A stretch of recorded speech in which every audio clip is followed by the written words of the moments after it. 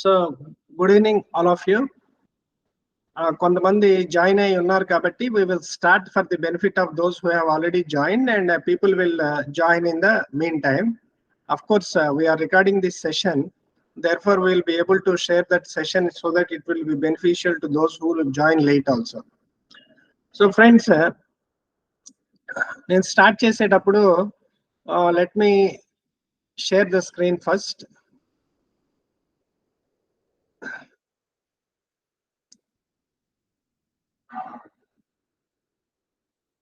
Right. So let me go to the presentation. Sir, is the presentation visible on the screen, sir? Yes, sir. Yes. All right. Thank you. So friends, ivala manam deal cheyaboyetuvanti topic, it is compliances in reporting in tax audit report. So what is this? Sir, any tax auditor, before he conducts a tax audit, should definitely go through the publication study on compliances in reporting in tax audit report. This is a publication of Taxation Audit Quality Review Board of ICAI. This publication was released in the month of June 2022. This is available for free download in the institute website. You can also order a physical copy for rupees 170 through the CDS portal. So next, ఇంకొక publication definite గా ఒక tax auditor he has to go through వచ్చేటప్పటికి guidance note on tax audit under section 44 AB. మనకి tax audit పెట్టిన దగ్గర నుంచి కూడా guidance notes revise చేసుకుంటూ వచ్చారు. అయితే అసెస్మెంట్ ఇయర్ 2022-23 అంటే ఫినాన్షియల్ ఇయర్ 2022లో వీళ్ళు రివైజ్ చేసినప్పటి నుంచి వాళ్ళు ఏమనుకున్నారంటే, మనం ఇక నుంచి ఎవ్రీ ఇయర్ రివైజ్ చేద్దాము, we should give the guidance note assessment year specific. So in the year 2022, assessment year 2022-23 specific guidance note has been issued. Now in the year 2023, assessment year 23-24 specific guidance note, the draft is already released. Draft already release చేస్తున్నారండి, for which the last date for comments is 6th of August 2023. Now we can expect the final version to be released in this month or maybe early next month. So a tax auditor అనేవాడు ఖచ్చితంగా ఈ రెండు publications ని ఒకసారన్నా సరే he should go through. So అసలు ఈ guidance notes అనేవి ఎందుకు ఇష్యూ చేస్తారు? గైడెన్స్ నోట్స్ అనేవి ఎందుకు ఇష్యూ చేస్తారు అంటే, for the purpose of guidance of members. Members వారి యొక్క ఫంక్షన్స్ చేసేటప్పుడు ఏదైనా ఇబ్బందులు లేకపోతే వాళ్ళకి ఏమైనా డౌట్లు క్లారిఫికేషన్స్ కావాల్సి వస్తే అలాంటి సందర్భంలో ఈ గైడెన్స్ నోట్లు అనేవి ఇష్యూ చేయడం జరుగుతుంది. గైడెన్స్ నోట్స్ అనేవి అందులో చెప్పబడినటువంటివి మ్యాండేటరీయా లేకపోతే రికమెండేటరీయా అనేది next question. Whatever is given in the guidance note, it is recommendatory in nature. అయితే మనకి ఏం చెప్తారు అంటే గనక, ఏ గైడెన్స్ నోట్ లో రెండు రకాల మ్యాటర్స్ గురించి డీల్ చేయించండి. ఒకటి auditing matters, second is accounting matters. Auditing matters ఏదన్నా గైడెన్స్ నోట్ లో పొందుపరచడం జరిగితే ఆడిటర్ అనేవాడు ఖచ్చితంగా ఆ యొక్క గైడెన్స్ ని ఫాలో అవటం అనేది it is recommended. when he need not follow that guidance given in the guidance note, when he is satisfied that in the circumstances given it may not be necessary to do so. So if any audit matter is given in a guidance note, the auditor has to follow that, unless otherwise having regard to the circumstances he may think that it is not necessary to do so. ఒకవేళ కనుక ఆ guidance note లో accounting matter గురించి రాసింది అనుకోండి, general గా accounting అనేది the SSC himself are the client himself will do the accounting and prepare the financial statements. So we should we should advise the client to follow the recommendation in respect of that accounting matter in the preparation and presentation of financial statements. ఒకవేళ client కనుక ఆ guidance ని follow అవ్వకపోతే ఆ accounting issue గురించి, అప్పుడు we should consider whether we should qualify our report, right? So you may have to qualify the report unless otherwise the circumstances are such that it is not necessary to do so. So basically what we understand is the guidance notes or the technical material which has been issued by the ICAI should be followed. Are they mandatory? No, they are not mandatory. Now, section 44 AB అనేది assessment year 85-86 నుంచి applicable అయింది statute book లో. అసలు ఈ 44 AB అనేటువంటి section audit of accounts of assessees ఎందుకు introduce చేశారు అంటే, to ensure that proper books are maintained by the assessee. Assessee సరైనటువంటి పుస్తకాలు మెయింటైన్ చేస్తున్నాడా లేదా, అలా మెయింటైన్ చేయటం మూలాన ఆ యొక్క ఎస్ఎస్సీ యొక్క income true and fair view disclose అవుతోందా లేదా, true income of the assessee compute అవుతోందా లేదా, అండ్ ఆల్సో ఈ అసెసింగ్ ఆఫీసర్ రొటీన్ పుస్తకాలు మెయింటైన్ చేశారా లేదా చూడటం, లేకపోతే కనుక ఇన్కమ్ కరెక్ట్ గా కంప్యూట్ చేశారా లేదా అనేది ఎగ్జామిన్ చేయటం అనేది this is a routine matter. ఈ మ్యాటర్ ని కనుక ట్యాక్స్ ఆడిటర్ కి అప్పచెప్పేస్తే అసెసింగ్ ఆఫీసర్ దగ్గర బోల్డ్ అంతా టైం మిగులుతుంది, so that they can engage themselves in other matters like investigation matters, etc. etc. So ఈ యొక్క అసెస్మెంట్ ఇయర్ 85-86 నుంచి ఎప్పుడైతే ఈ ట్యాక్స్ ఆడిట్ అనేది మ్యాండేటరీ చేశారో, దట్ ట్యాక్స్ ఆడిట్ ఫంక్షన్ అనేది it is entrusted to chartered accountants. Only chartered accountants can give the tax audit report. So automatic గా ఏమైపోయిందంటే ICAI is responsible to ensure that the tax audit reports what are being issued by their members is of good quality reports, right? So to ensure that the tax audit reports issued by the ICAI members are of good quality, ICAI has taken certain measures. ఏమేం measures తీసుకుంది అంటే, వాళ్ళు unique documentation identification number అనేటువంటి concept తీసుకొచ్చారు. దీని మూలన ఏమవుతుందంటే ఇన్పర్సనైజేషన్ of issuance of reports అనేది ఉండదు. ఇదివరకు రోజుల్లో మాన్యువల్ గా ఉన్నప్పుడు ఏమయ్యేదంటే, కొంతమంది చార్టర్డ్ అకౌంటెంట్లు కాని వాళ్ళు కూడా చార్టర్డ్ అకౌంటెంట్స్ కింద ఇంపర్సనైజ్ చేసేసి ఆడిట్ రిపోర్ట్ ఇవ్వటం అనేది జరిగింది. సో అది అవాయిడ్ చేయటం కోసం అని ఇప్పుడు ఈ online uploading of tax audit reports వచ్చిన తర్వాత యుడిన్ అనేది మ్యాండేటరీ చేశారు. తర్వాత మన ఇన్స్టిట్యూట్ ఎప్పటికప్పుడు గైడెన్స్ నోట్స్ అనేది ఇష్యూ చేస్తుంది for the benefit of members, so that the auditors can issue the audit reports in better quality. ఈ యొక్క గైడెన్స్ నోట్ తో పాటుగా 2018లో taxation audit quality review board అని ఒక బోర్డుని మన ICAI వాళ్ళు ఎస్టాబ్లిష్ చేశారు. ఈ బోర్డు ఏం చేసిందంటే, it has come out with a publication called study on compliances in reporting in tax audit report అనేటువంటి ఒక పబ్లికేషన్ ని రిలీజ్ చేశారు. ఇదే కాకుండా ICAI వాళ్ళు ఏం చేశారంటే check list for tax audit అనేటువంటి పబ్లికేషన్ కూడా రిలీజ్ చేశారు. ఈ యొక్క measures ICAI has taken in order to ensure the quality of the reports issued by the chartered accountants. Every chartered accountant who is going to conduct the tax audit, he has to comply with certain requirements.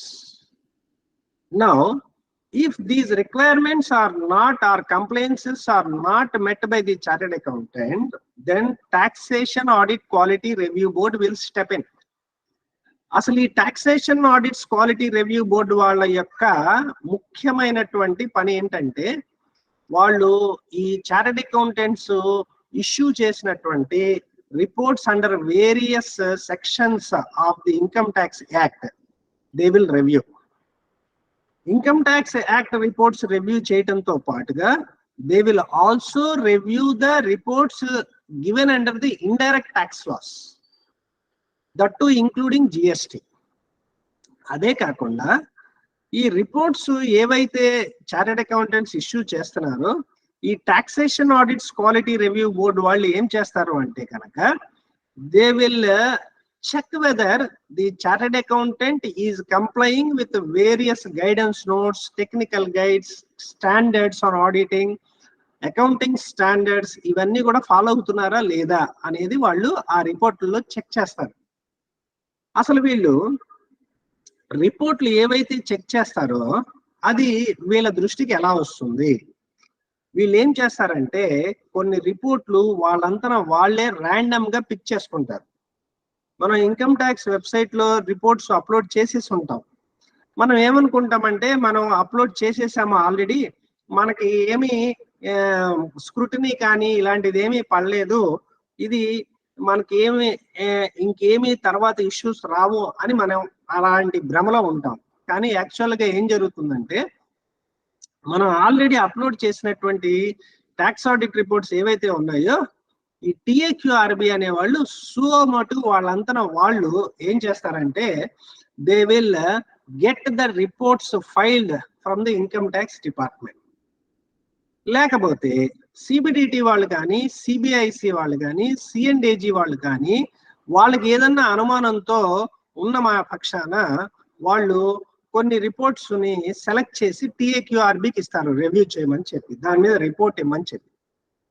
లేని పక్షంలో ఏదన్నా business మీద ఏదన్నా మీడియాలో reports వచ్చినాయి ఏమని, ఏదన్నా fraud reporting లేకపోతే అలాంటిది ఏదన్నా సరే మీడియాలో కనుక సీరియస్ మ్యాటర్ కనుక మీడియాలో కనుక పబ్లిష్ అయ్యి ఉంటే కనుక అలాంటి కేసెస్ లో కూడా ఆయా సంవత్సరాలకి ఈ TAQRB వాళ్ళు రిపోర్ట్స్ తెప్పించుకొని they will review the reports issued by the auditor.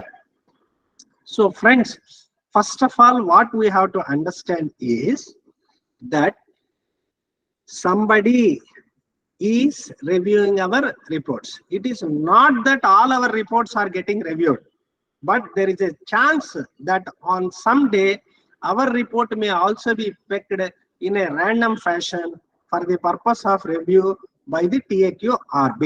That we should keep in mind. Suppose the TAQRB Taxation Audits Quality Review Board వాళ్ళు ఈ రిపోర్ట్ లో ఏదన్నా కనుక సీరియస్ ఇర్రెగ్యులారిటీ కనుక వాళ్ళు కనుక గమనించి ఉంటే కనుక అటువంటి సందర్భంలో they have the power to refer the matter to the disciplinary directorate. So that we have to understand. Now అసలు ఒక చార్టెడ్ అకౌంటెంట్ అనేవాళ్ళు ట్యాక్స్ ఆడిట్ చేసేటప్పుడు he should ensure that the financial statements which he is going to audit are in accordance with the accounting standards. Audit ప్రక్రియ అనేది auditing standards ద్వారా చేయటం ఒకటి. తర్వాత ఈ ఫినాన్షియల్ స్టేట్మెంట్స్ ఏవైతే అతను చెక్ చేస్తున్నాడో they have been prepared within the framework of preparation and presentation of financial statements. So friends, I hope all of you are following me. I hope all of you are following me. Sir Ravikiran garu, can you hear me? Or Srikanth garu, if someone can help me whether I am audible. Yes, sir. Right, right. Thank you. Right. So what we should understand is మనం చాలా మటుకు ఏమనుకుంటామంటే ఈ యొక్క accounting standards are not applicable to non corporate entities అని మనం అనుకుంటాం. కానీ యాక్చువల్ గా 2021 నుంచి కూడా ICAI ఏం చేసిందంటే ఈ అకౌంటింగ్ స్టాండర్డ్స్ ని నాన్ కార్పొరేట్ ఎంటిటీస్ కూడా మ్యాండేటరీ చేసేసింది. For this purpose, the entities are classified into 4 categories: level 1, level 2, level 3, level 4 అని 4 categories కింద వాళ్ళు డివైడ్ చేసి ఈ అప్లికబిలిటీ ఆఫ్ అకౌంటింగ్ స్టాండర్డ్స్ అనేది చేయటం జరిగింది. మూవింగ్ ఫార్వర్డ్, అసలు ఈ టిఏక్యూఆర్బి వాళ్ళ యొక్క అబ్జర్వేషన్స్ ఏమిటి అనేది మనం ఇప్పుడు తెలుసుకుందాం. వీళ్ళు ఏవైతే అబ్జర్వేషన్స్ వేరియస్ క్లాసెస్ లో వాళ్ళు చెప్పడం జరిగిందో, it is not that all the tax audit reports contain such non compliances.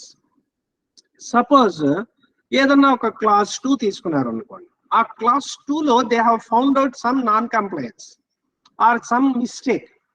It is not that in all the reports which they have reviewed such mistake occur. It is not like that. So వాళ్ళు ఏం చెప్తారంటే, కొన్ని సందర్భాల్లో in many cases మేము ఇలాంటి non complains find out చేసాము, లేకపోతే కొన్ని క్లాసెస్ కి ఏ ఫ్యూ కేసెస్ లో మేము ఈ నాన్ కంప్లైన్స్ ని ఫైండ్ అవుట్ చేసాము, కొన్ని కేసుల్లో ఇన్ సమ్ కేసెస్ అనే పదజాలం వాడారు, కొన్ని క్లాజెస్ లో ఇన్ సర్టెన్ కేసెస్ అనేటువంటి పదజాలం వాడటం జరిగింది. Okay, so it is not that in all the cases such non-compliances is found out. Suppose వాళ్ళు ఒక 100 రివ్యూ చేస్తుంటే రిపోర్ట్స్, సపోజ్ క్లాస్ 2 లో నాన్ కంప్లైన్స్ చాలా వాటిల్లో కనబడి ఉండొచ్చు, లేకపోతే క్లాస్ 8 లో non compliances a few cases లో వాటికి కనబడి ఉండొచ్చు. So like that. So first of all form 3CA, form 3CB ఇది ఆడిట్ రిపోర్ట్స్. మనకి SA 700 అని ఒక ఆడిటింగ్ స్టాండర్డ్ ఉన్నది.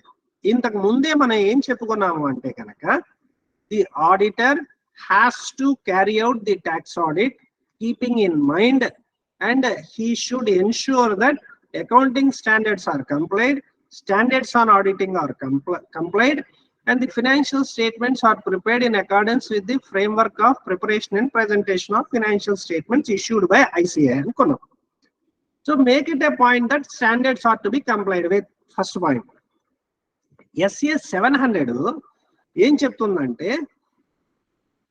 ఆడిట్ రిపోర్ట్ అనేది ఎలా ఉండాలి అనేది చెప్తుంది. ఆడిట్ రిపోర్ట్ లో పొందుపరచవలసినటువంటి ముఖ్యమైనటువంటి అంశాలు ఏమిటి అనేది ట్యాక్స్ ఆడిట్ రిపోర్ట్ లో మనం SA 700 నుంచి మనం తీసుకోవాలి. ఈ SA 700 లో ఏ ఆడిటర్ అయినా సరే, ఏ ఆడిట్ రిపోర్ట్ అయినా సరే ఇచ్చేటప్పుడు ఖచ్చితంగా assessee responsibility or auditor responsibility, auditee responsibility paragraphs ఉండాలి అక్కడ. ట్యాక్స్ ఆడిట్ విషయానికి వచ్చేటప్పటికి మనం ఏమంటాము, assessee's responsibility and tax auditor's responsibility అనే పారాగ్రాఫ్ ఉండాలి. అయితే మనకి ఆడిట్ రిపోర్ట్ 3CA అంటే that entity SSC is required to get his books of account audited under any other law for timing in force. వాళ్ళకి CA లో audit report ఇవ్వాలి, for others CB లో audit report ఇవ్వాలి. మనం కనుక గమనిస్తే 3CAకి 3CABకి మనకి స్పెసిఫైడ్ ఫార్మాట్ ఉంటుంది. అది కూడా మనం ఆన్లైన్ లో అప్లోడ్ చేయాల్సినటువంటిది. Now can you modify such format of CA and CB at the time of upload? No, the software or the utility won't allow you to modify that. మీరు modify చేయలేరు. So the council, what it is has done is, it is negotiating with the authorities. ఏమని చెప్పి, as per standard of auditing or 700, we are required to include these items in the audit report. So you also please modify that so that it will be in line with SA 700 అని వాళ్ళు they are trying. But in the mean time వాళ్ళు ఏం చెప్పారు అంటే కనుక, చాలా మంది ఈ ఎస్ఎస్సి రెస్పాన్సిబిలిటీ స్టేట్మెంట్ అలాగే ట్యాక్స్ ఆడిటర్ రెస్పాన్సిబిలిటీ స్టేట్మెంట్ 3CAలో 3CBలో రాయట్లేదుట. కానీ మనకి గైడెన్స్ నోట్ ఏం చెప్తోంది, మీరు రాయాలి అని చెప్తోంది.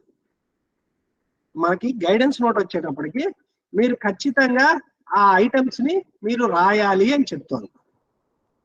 So having regard to the importance of these responsibility paragraphs, what you have to do, you have to provide this in clause 3, in clause 3 of form 3CA or clause 5 of form 3CB లో మీరు ఈ paragraphs ని include చేయాలి. ఏం పారాగ్రాఫ్లు అవి? Already మనకి tax audit guidance note లో ఆ పారాగ్రాఫ్ ఏమిటి అనేది వాళ్ళు ఇవ్వటం జరిగింది. మీరు కనుక ఇక్కడ గమనిస్తే ఎస్ఎస్సిస్ రెస్పాన్సిబిలిటీ స్టేట్మెంట్ అది, తర్వాత ట్యాక్స్ ఆడిటర్ రెస్పాన్సిబిలిటీ స్టేట్మెంట్. మనం ఇక్కడి నుంచే కాపీ చేసుకొని you have to make appropriate modifications. Be careful, because ఇక్కడ ఒక చోట ఐ అని ఉంటుంది, ఇక్కడ మై ఆర్ అవర్ అని ఉంటుంది, ఇక్కడ మై ఆర్ అన్ అవర్ అని ఉంటుంది. కొన్ని చోట్ల ఏం జరుగుతుంది అంటే ఇది యాజ్ ఇట్ ఈజ్ కాపీ చేసేసి ఐవి మార్చట్లేదు. అది కూడా మనకి లేటర్ స్లైడ్స్ లో మనకి అక్కడ కనబడుతుంది. మీరు ఇది కూడా మార్చకుండా రాస్తున్నారు అనేది మీకు అక్కడ కనబడుతుంది. So we should be careful and examine whether we are doing it properly. So మనకి ఇక్కడ ఈ యొక్క ఫామ్ 3CA లో క్లాస్ 3 లో ఇవి కాపీ చేసి పేస్ట్ చేయమంటారు. మీరు కనుక గమనిస్తే 3CA లో పాయింట్ నెంబర్ 3 3CA లో పాయింట్ నెంబర్ 3లో మీకు ఇక్కడ అదర్స్ క్వాలిఫికేషన్ అని ఉంటుంది. ఆ యొక్క అబ్జర్వేషన్ ఆఫ్ క్వాలిఫికేషన్ బాక్స్ లో ఇది ఇంక్లూడ్ చేయాలి. First point. క్లాస్ 3CB వచ్చేటప్పటికి మీరు ఎక్కడ దీన్ని రాయాలి అంటే ఇది వచ్చేటప్పటికి మీరు పాయింట్ నెంబర్ 5 లో అదర్స్ లో అబ్జర్వేషన్స్ బాక్స్ లో మనం రాయాలి. That we should keep in mind. Okay, now we will move on to form number 3CD. Form 3CD లో ఏం చెప్పడం జరుగుతుంది? క్లాజ్ 2 విషయానికి వచ్చేటప్పటికి వాళ్ళు ఏం చెప్తున్నారు అంటే క్లాజ్ 2 లో మనం we have to give the address of the SSC. Clause 2 లో మనం ఏం చెప్పాలి? we have to give the address of the SSC. Now, what is the observation of TAQRB in respect of this address? వీళ్ళు ఏం చెప్తున్నారంటే మనం tax audit report class 2 లో చెప్పినటువంటి address is not the same address given in the annual report అని చెప్తున్నారు. Annual report ఎవరికి ఉంటుంది? కంపెనీస్ ఉంటుంది. సో కాబట్టి whenever you are going to carry out the audit of a company, you ensure that whatever is there in the annual report matches with whatever you are providing in your 3CA and 3CD. That you have to ensure. So వాళ్ళు ఏం చెప్తున్నారు? Annual report లో ఏమి address రాస్తున్నారట? That address which is communicated to the corporate affairs, ministry of corporate affairs. అంటే ROC website లో ఏదైతే registered office అని రాస్తున్నారో అది యాన్యువల్ రిపోర్ట్ లో రాసి ఉందిట. కానీ ట్యాక్స్ ఆడిట్ రిపోర్ట్ లోకి వచ్చేటప్పటికి ఏమవుతుందిట? అలా రాసి ఉండట్లేదు. సో కాబట్టి మరి ఏ అడ్రస్ రాయాలి అనేది నెక్స్ట్ క్వశ్చన్. మనకి గైడెన్స్ నోట్ లో ఏం చెప్పారంటే మీరు ఏం అడ్రస్ రాయాలి క్లాస్ 2 లో అంటే మీరు ఇన్కమ్ ట్యాక్స్ డిపార్ట్మెంట్ కి ఏదైతే అడ్రస్ మీ యొక్క సిపిసి లాగిన్ లో ప్రొఫైల్లో ఏం అడ్రస్ ఉంటే ఇది కూడా అక్కడ కూడా అదే ఉండాలి. ఏ రోజుకి? As on the date of signing off the audit report, right? ఒకవేళ కనుక ప్రొఫైల్లో కనుక కరెక్ట్ అడ్రస్ కనుక లేకపోతే ప్రొఫైల్లోది మీరు చేంజ్ చేసుకోవాలి. మీరు ఒక బ్రాంచ్ కి చేస్తుంటే ఆ అడ్రస్ బ్రాంచ్ అడ్రస్ రాయాలి. కొత్త బిజినెస్ అయ్యి ఉంటే ప్రిన్సిపల్ ప్లేస్ ఆఫ్ బిజినెస్ రాయాలి. సో కాబట్టి మీరు మీ యొక్క ఎస్ఎస్సి యొక్క ఇన్కమ్ ట్యాక్స్ పోర్టల్లో వెరిఫై చేసుకోవాలి. ఇదే కాదు, జిఎస్టిలో ఏం అడ్రస్ ఉంది? So we have to ensure that the address given in clause 2, the address in ROC, the address with the GST department, all of them match or not అనేది మీరు check చేసుకోవాలి. Clause 4కి వచ్చేటప్పటికి so friends in between if anybody want to speak you may speak, or if you have any doubt or query, or if you want to add something you may definitely, you are free to do so. Okay, right. Now class 4 ఏం చెప్తుంది? Class 4 ఏం చెప్తుందంటే మనకి class 4 లో whether the SSE is liable to pay indirect taxes. అలాంటప్పుడు వాళ్ళు ఏం చెప్తున్నారంటే ఫర్నిష్ ద రిజిస్ట్రేషన్ నెంబర్ అని వాళ్ళు చెప్తున్నారు. ఫర్నిష్ ద రిజిస్ట్రేషన్ నెంబర్ అని చెప్తున్నారు. పిఏక్యూఆర్బి వాళ్ళ అబ్జర్వేషన్ ఏంటంటే సపోజ్ ఆ ఎస్ఎస్సి కంపెనీ అనుకోండి, కంపెనీ ఆడిట్ రిపోర్ట్ లో క్యారో రిపోర్ట్ ఉంటుంది మనకి. క్యారో రిపోర్ట్ లో ఇండైరెక్ట్ ట్యాక్సెస్ గురించి ఒక 10 రాశారట. కానీ టిఏక్యూఆర్బి వాళ్ళు అబ్జర్వ్ చేసింది ఏంటంటే వాళ్ళ యాన్యువల్ రిపోర్ట్ క్యారోలో ఉన్నటువంటి 10 రిజిస్ట్రేషన్లు కంపేర్ చేసుకుంటే మన యొక్క ఈ ట్యాక్స్ ఆడిట్ రిపోర్ట్ క్లాస్ 4 లో వచ్చేటప్పటికి 5, 6, 7, 8 ఉన్నాయట. అంటే అర్థం ఏంటంటే అక్కడ ఉన్నవన్నీ ఇక్కడ రాయట్లేదు అని చెప్తున్నారు. So you have to ensure that Cairo report లో ఉన్న తాలూకు అన్ని కూడా. అసలు ఇంకో విషయం ఏంటంటే మనకి ఈ యొక్క గైడెన్స్ నోట్ లో వాళ్ళు ఏం చెప్పారంటే ముందర ఎస్ఎస్సికి అప్లై అయ్యేటువంటి all types of indirect taxes ఏవైతే అప్లై అవుతుందో అది మీరు ఎస్ఎస్సినే అడిగి వాళ్ళ దగ్గర నుంచి లిస్ట్ తెప్పించుకోండి అని అడుగుతున్నారు. సో ఇది రిటర్న్ రిప్రజెంటేషన్స్ 580 అనేటువంటి auditing standards or standard on auditing కూడా మిమ్మల్ని చెక్ చేసుకోమని చెప్తున్నారు. తర్వాత కొన్ని సందర్భాల్లో ఏమవుతుందంటే ఆ యొక్క మనం సపోజ్ వాళ్ళు జిఎస్టిలో మోర్ దెన్ 1 రిజిస్ట్రేషన్ ఉంది అనుకోండి సేమ్ ప్యాన్ కింద, అప్పుడు అన్ని రిజిస్ట్రేషన్ నెంబర్స్ రాయాలి. తర్వాత ఈ రిజిస్ట్రేషన్ చాలా మటుకు ఇండైరెక్ట్ ట్యాక్సెస్ తాలూకు registration number is pan linked, pan based registration numbers. కొన్ని సందర్భాల్లో వాళ్ళు ఏం అబ్జర్వ్ చేశారంటే ఈ pan based indirect tax registration number కి ఈ ఎస్ఎస్సి యొక్క పాన్ అంటే ఈ ఇండైరెక్ట్ ట్యాక్స్ రిజిస్ట్రేషన్ నెంబర్ లో ఉన్న పాన్ ఎస్ఎస్సి యొక్క పాన్ రెండు మ్యాచ్ అవ్వట్లేదు. So that has also been pointed out. ఒకవేళ ఇలా కనుక ఈ ఇండైరెక్ట్ ట్యాక్స్ రిజిస్ట్రేషన్ నెంబర్ లో ఉన్నటువంటి పాన్ నెంబరు ఎస్ఎస్సి యొక్క ట్యాక్స్ ఆడిట్ రిపోర్ట్ లో ఉన్న పాన్ నెంబరు మ్యాచ్ అవ్వకపోతే auditor has to report in 3CA or 3CB. అది జరగట్లేదు. That you should keep in mind. Next coming to clause 8. Clause 8 దేని గురించి చెప్తుంది? క్లాజ్ 8 దేని గురించి చెప్తుంది అంటే indicate the relevant clause of section 44AB under which the audit has been conducted. This is very, very important.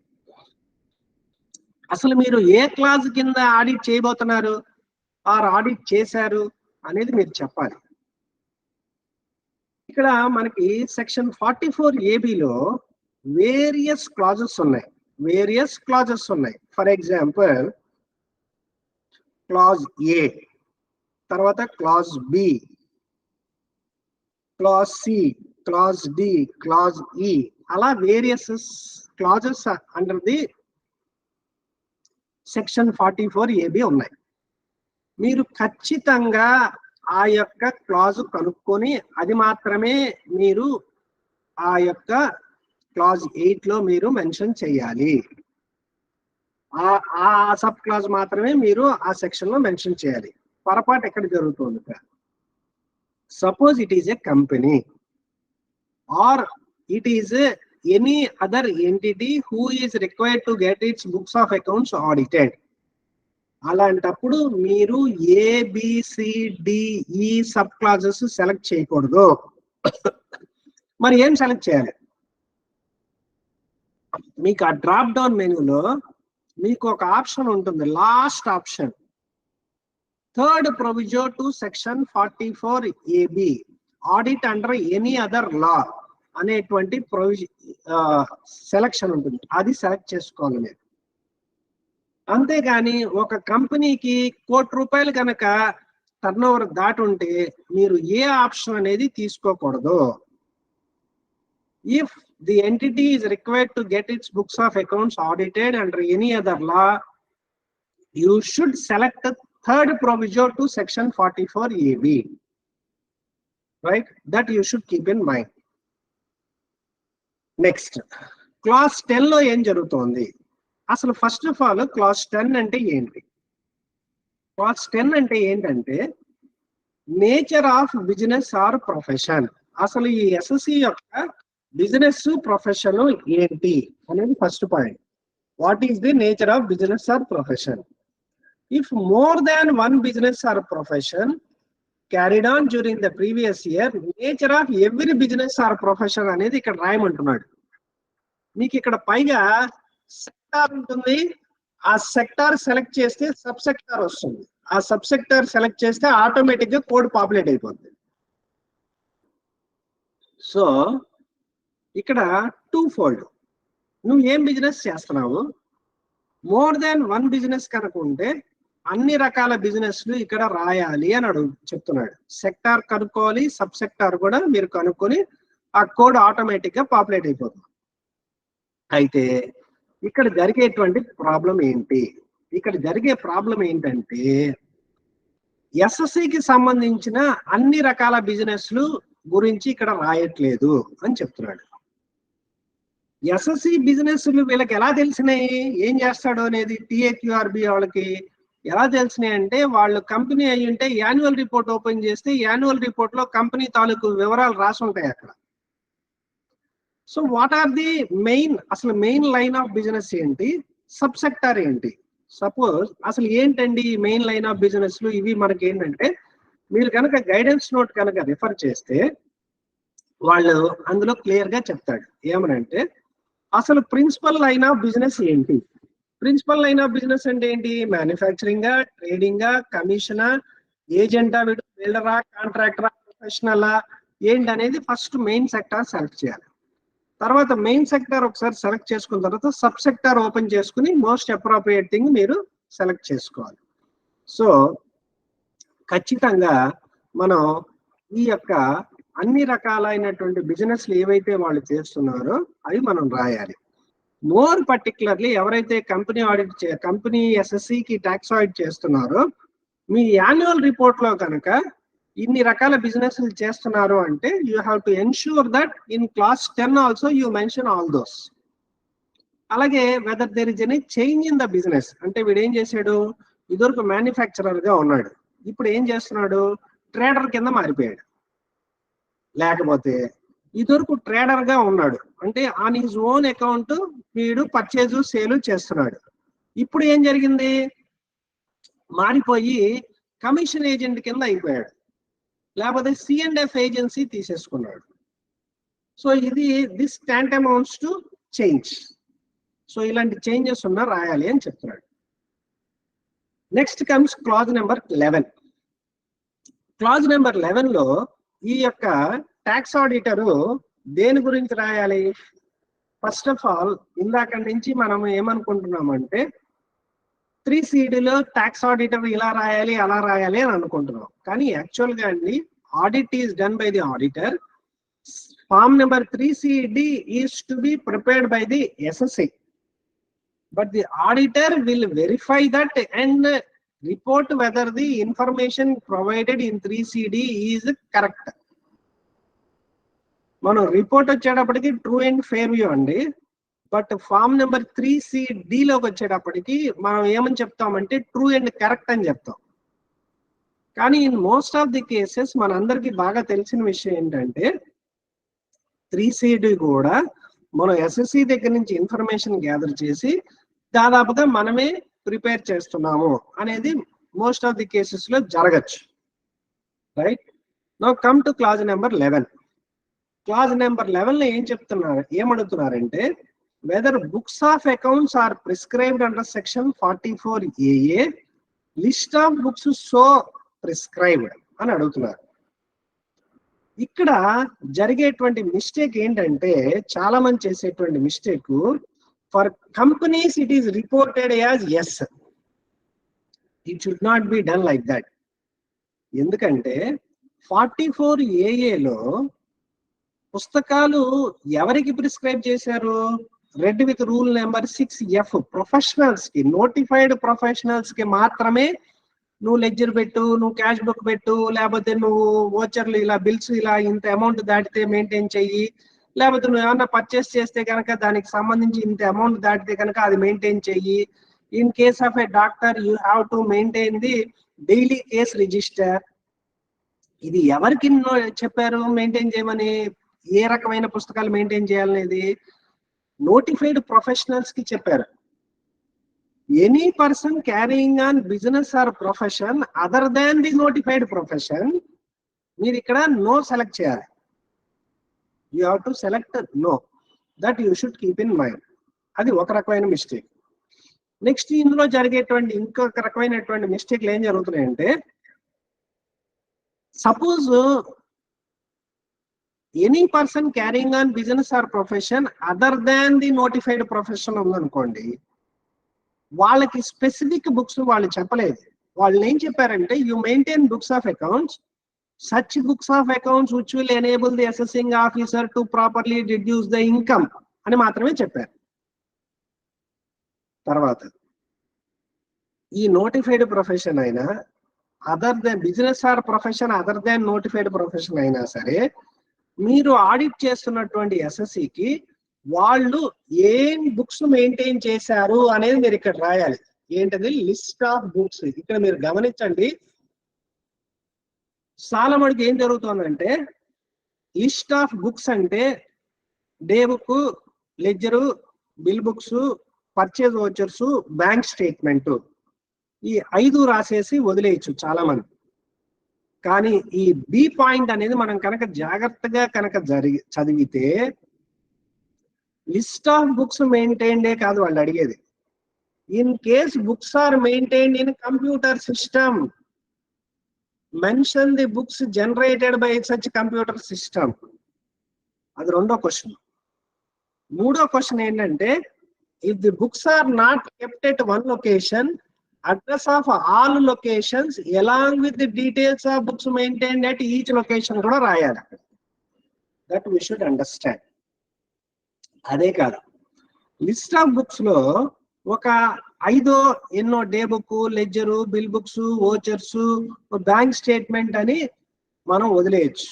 కానీ guidance note కనుక మీరు అబ్జర్వ్ చేస్తే ఇవే కాదు, మీరు ఇంకా ఏం చూస్తారు, ఎగ్జామిన్ చేస్తారు during the course of your audit.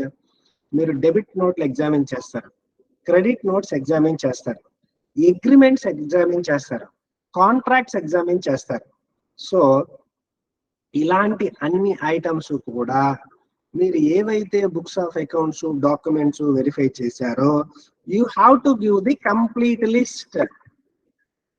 So కాబట్టి ఇందులో మనం జాగ్రత్తలు తీసుకోవాల్సింది ఏంటంటే, if it is not a notified profession for any business or profession other than notified profession, the answer should be no. పుస్తకాలు ఎక్కడ మెయింటైన్ చేస్తున్నారో మీకు అడ్రస్ ఇవ్వాలి. మీరు కంప్యూటర్లో మెయింటైన్ చేస్తుంటే కనుక ఆ విషయం వాళ్ళకి చెప్పాలి. కంప్యూటర్ నుంచి మీరు ఏం జనరేట్ చేస్తున్నారో కూడా చెప్పాలి.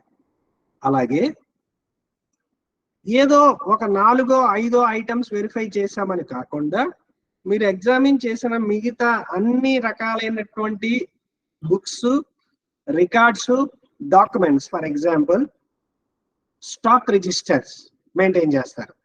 ఆ స్టాక్ రిజిస్టర్, లేకపోతే కొన్ని సందర్భాల్లో మీరు పర్చేజెస్ నిజంగా జరిగినాయా లేదా, గేట్ బుక్ అంటే ఎంట్రీలో ఇన్వర్డ్ అవుట్వర్డ్ రాసేవి, ఇలాంటి అన్నివి కూడా మనం అక్కడ మెన్షన్ చేయాలి. That is another thing. So ఇంకొకటి వచ్చేటప్పటికి క్లాజ్ నెంబర్ 13. ఈ క్లాజ్ నెంబర్ 13 దేని గురించి మాట్లాడుతుంది? క్లాజ్ నెంబర్ 13 దేని గురించి మాట్లాడుతుంది అంటే, method of accounting employed by the SSC. So ఇందులో ముఖ్యంగా క్లాజ్ నెంబర్ 13 లో సబ్ క్లాజ్ డి కి వెళ్దాం. Whether any adjustment is required to be made to the profit or loss for complying with the provisions of income disclosure and computation standards. This is very, very important. The financial statements are prepared by following the accounting standards. But income computation and disclosure standards are required for the purpose of computation of income. So ఇప్పుడు ఇక్కడ ఏంటంటే అండి, ఒకవేళ కనుక ఈ ICDS apply చేయటం మూలాన మీ యొక్క ఇన్కమ్ కి ఏదన్నా అడ్జస్ట్మెంట్లు అవసరమా అని ఇక్కడ ఎస్ఆర్ నో అడుగుతాడు. ఒకవేళ మీ యొక్క ఇన్కమ్ కి అడ్జస్ట్మెంట్ అవసరం అయితే మీరు ఎస్ అని సెలెక్ట్ చేయాలి. ఎస్ అని సెలెక్ట్ చేస్తే ఈ ఓపెన్ అవుతుంది. ఈ ఓపెన్ అయితే అక్కడ ICDS number, increase in profit, decrease in profit, net effect రాయాలి. కానీ చాలా మంది ఏం చేస్తున్నారంటే ఇక్కడ నో అని పెట్టేస్తున్నారు. ఒకవేళ కనుక any adjustment is required, if not all, కొంతమంది ఏం చేస్తున్నారంటే ఇక్కడ నో అని పెడుతున్నారు. నో అని పెట్టినప్పుడు ఇక్కడ ఏమవుతుందంటే ఇది బ్లాంక్ అయిపోతుంది, ఇది ఓపెన్ అవ్వదు. మరి ఆడిటర్ మరి ఎలా he is safeguarding or he is disclosing such amounts to the department అంటే ఏం చేస్తున్నారంటే క్లాజ్ ఎఫ్ లో రాస్తున్నారు. మామూలుగా అడ్జస్ట్మెంట్ రిక్వైర్ అయితే డిలో ఎస్ పెట్టి ఈ ఓపెన్ అయితే ఈలో రాయాలి. కానీ డికి నో పెట్టేసి ఈ ఓపెన్ కాకుండా చేసి ఎఫ్ కి వచ్చేటప్పటికి ఏం చేస్తున్నారు, ఇక్కడ ఐసిడిఎస్ నెంబర్ సెలెక్ట్ చేసి ఇక్కడ amount because of which the profit is increase by so and so amount or income decreases by so and so amount అని ఇక్కడ రాస్తున్నారు. ఆ పని చేయకూడదు. ఇక్కడ ఎస్ రాయాలి, ఇక్కడ అమౌంట్స్ రాయాలి. మరి ఇక్కడ ఏం రాయాలి, ఇక్కడ ఏం రాయాలి అంటే you have to give the disclosure requirements as required by each and every ICDS if it is applicable to you. For example ఒక ఐసిడిఎస్ కాంట్రాక్ట్స్ గురించి ఉంటుంది. You select that ICDS and you disclosure in, you will not have anything to disclose as per that ICDS. Then you have to write not applicable. అంతేగాని ఏదన్నా ICDS follow అవ్వకపోతే అది మాత్రమే ఇక్కడ disclose చేయటం అనేది it is not A correct thing. That you should understand. So moving forward, clause number 14. Class number 14 లో మన ఏం అడుగుతున్నారు అంటే clause number 14 లో you have to give the method of valuation of closing stock employed during the previous year.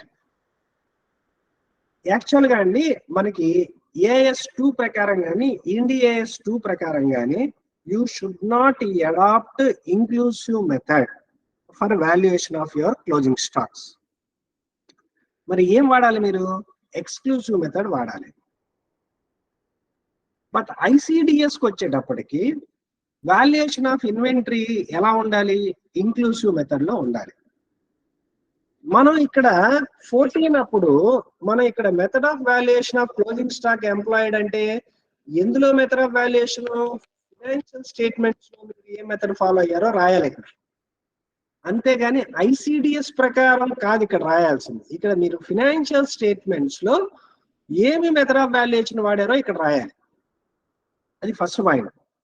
Second point వచ్చేటప్పటికి ఏంటంటే అండి మీకు ఇక్కడ వాళ్ళు వాడినటువంటి పదం క్లోజింగ్ స్టాక్. క్లోజింగ్ స్టాక్ అంటే ఏంటంటే కేవలం finished goods and raw material. But బిబిట్ లో is there deviation when compare to section 145 అని వస్తుంది. ఇదేంటి 145A లో దేని గురించి మాట్లాడారు, ఇన్వెంటరీస్ గురించి మాట్లాడారు. 145A లో ఇన్వెంటరీస్ గురించి మాట్లాడతారు. ఇన్వెంటరీస్ అంటే అన్ని వచ్చేస్తాయి. ఏమొస్తాయి, క్లోజింగ్ స్టాక్ వస్తుంది, రా మెటీరియల్ వస్తుంది, తర్వాత స్పేర్స్ వస్తాయి, కన్జ్యూమబుల్స్ వస్తాయి, అన్ని వచ్చేస్తాయి. సో కాబట్టి మన గైడెన్స్ నోట్ ఏం చెప్తుందంటే ఈ పైన క్లోజింగ్ స్టాక్ యొక్క మెథడ్ వాల్యూ చేసేది ఫైనాన్షియల్ స్టేట్మెంట్స్ లో చేసిందని చెబుతూ ఇక్కడ ఇన్వెంటరీస్ అనే వాదం ఉంది కాబట్టి క్లోజింగ్ స్టాక్ బదులు మనం అన్ని రకాల ఇన్వెంటరీస్ యొక్క వాల్యుయేషన్ మెథడ్ రాయాలి. అది ఫస్ట్ పాయింట్. సెకండ్ పాయింట్ వచ్చేటప్పటికి ఏంటంటే మనం చాలా మంది ఏం చేస్తూ ఉండొచ్చు అంటే ఇన్ కేస్ ఆఫ్ డీవియేషన్ అంటే ఇక్కడ లో సెలెక్ట్ చేస్తే ఇది ఓపెన్ అవ్వదు. అకౌంటింగ్ స్టాండర్డ్ ప్రకారం ఎక్స్క్లూజివ్ మెథడే వాడాలి. 145A ఐసిడిఎస్ ప్రకారం ఇంక్లూసివ్ మెథడే వాడాలి. కాబట్టి అందరికీ కూడా ఇక్కడ ఎస్ఏ రావాలి. ఇక్కడ కనుక నో వచ్చిందంటే ఇక్కడ అకౌంటింగ్ స్టాండర్డ్స్ ఫాలో అవ్వనట్టు లెక్క. మరి ఇక్కడ ఎస్ వస్తే ఈ పర్టికులర్స్ లో increase in profit decrease in profit ఏమన్నా వస్తుందా? Next question. యాక్చువల్ గా మనకి గైడెన్స్ నోట్ లో కూడా అలాగే ఇదివరకు నుంచి కూడా సెన్వేట్ అప్పటి నుంచి కూడా ఇంక్లూసివ్ మెథడ్ వచ్చినా ఎక్స్క్లూసివ్ మెథడ్ వచ్చినా రెవెన్యూ న్యూట్రల్ అవుతుంది. It will not have any impact on the income or profit or loss అనేది వస్తుంది. సో కాబట్టి ఇక్కడ ఎస్ సెలెక్ట్ చేసుకొని if there is no impact on the profit or loss, you have to mention it. And if you want to write any paragraph on that, you can write in clause 3 of form 3CA or clause 5 of form number 3CD. That you have to keep in mind. Okay, that is another thing. So that clause 14 you should keep in mind. So కాబట్టి వీళ్ళు ఇక్కడ ఏం చెప్తున్నారంటే valuation అనేది అన్ని items కి ఇవ్వాలి. Inclusive exclusive method accounts లో ఎక్స్క్లూసివ్ ఉంటుంది, ఇక్కడ 145A లో ఇంక్లూసివ్ ఉంటుంది. There may be a deviation, అక్కడ నో పెట్టకూడదు, ఎస్ పెట్టాలి. If it is revenue neutral then మీరు ఎస్ పెట్టారు కాబట్టి ఆ యొక్క తర్వాత సబ్సిక్వెంట్ పాయింట్ ఓపెన్ అయినా సరే అక్కడ డీవియేషన్ 00 అని పెడతారు. దానికి సంబంధించినటువంటి నోట్ ఏదైతే ఉంటుందో you will give in your 3CA or 3CB, right? Next clause number 17. Clause number 17 దేని గురించి మాట్లాడుతుంది అంటే కనుక ఒకవేళ కనుక any asset land or building acquire చేసినప్పుడు ఒకవేళ కనుక సెక్షన్ 43CA కానీ 50C కానీ అట్రాక్ట్ అయితే అంటే the transaction value is less than the stamp duty value. అలాంటప్పుడు ఈ యొక్క కాలమ్స్ ఫిల్ చేయాలి. కానీ కొంతమంది ఏం చేస్తున్నారంటే ఒకవేళ స్టాంప్ డ్యూటీ వాల్యూ మరియు ట్రాన్సాక్షన్ వాల్యూ రెండు ఈక్వల్ అయినా సరే రిపోర్ట్ చేస్తున్నారు. అక్కడ అది చేయకూడదు అని చెప్తున్నారు. ఎప్పుడు రిపోర్ట్ చేయమని చెప్తున్నారు? ఈక్వల్ గా ఉంటే రిపోర్ట్ చేయొద్దు. ఒకవేళ ట్రాన్సాక్షన్ వాల్యూ కంటే స్టాంప్ డ్యూటీ వాల్యూ ఎక్కువ ఉన్న సందర్భంలో మాత్రమే మీరు అక్కడ రిపోర్ట్ చేయాలి అని చెప్తున్నారు. నెక్స్ట్ క్లాజ్ వచ్చేటప్పటికి క్లాజ్ నెంబర్ 18. క్లాజ్ నెంబర్ 18 దేని గురించి మాట్లాడుతుంది అంటే డిప్రిసియేషన్ గురించి మాట్లాడుతుంది.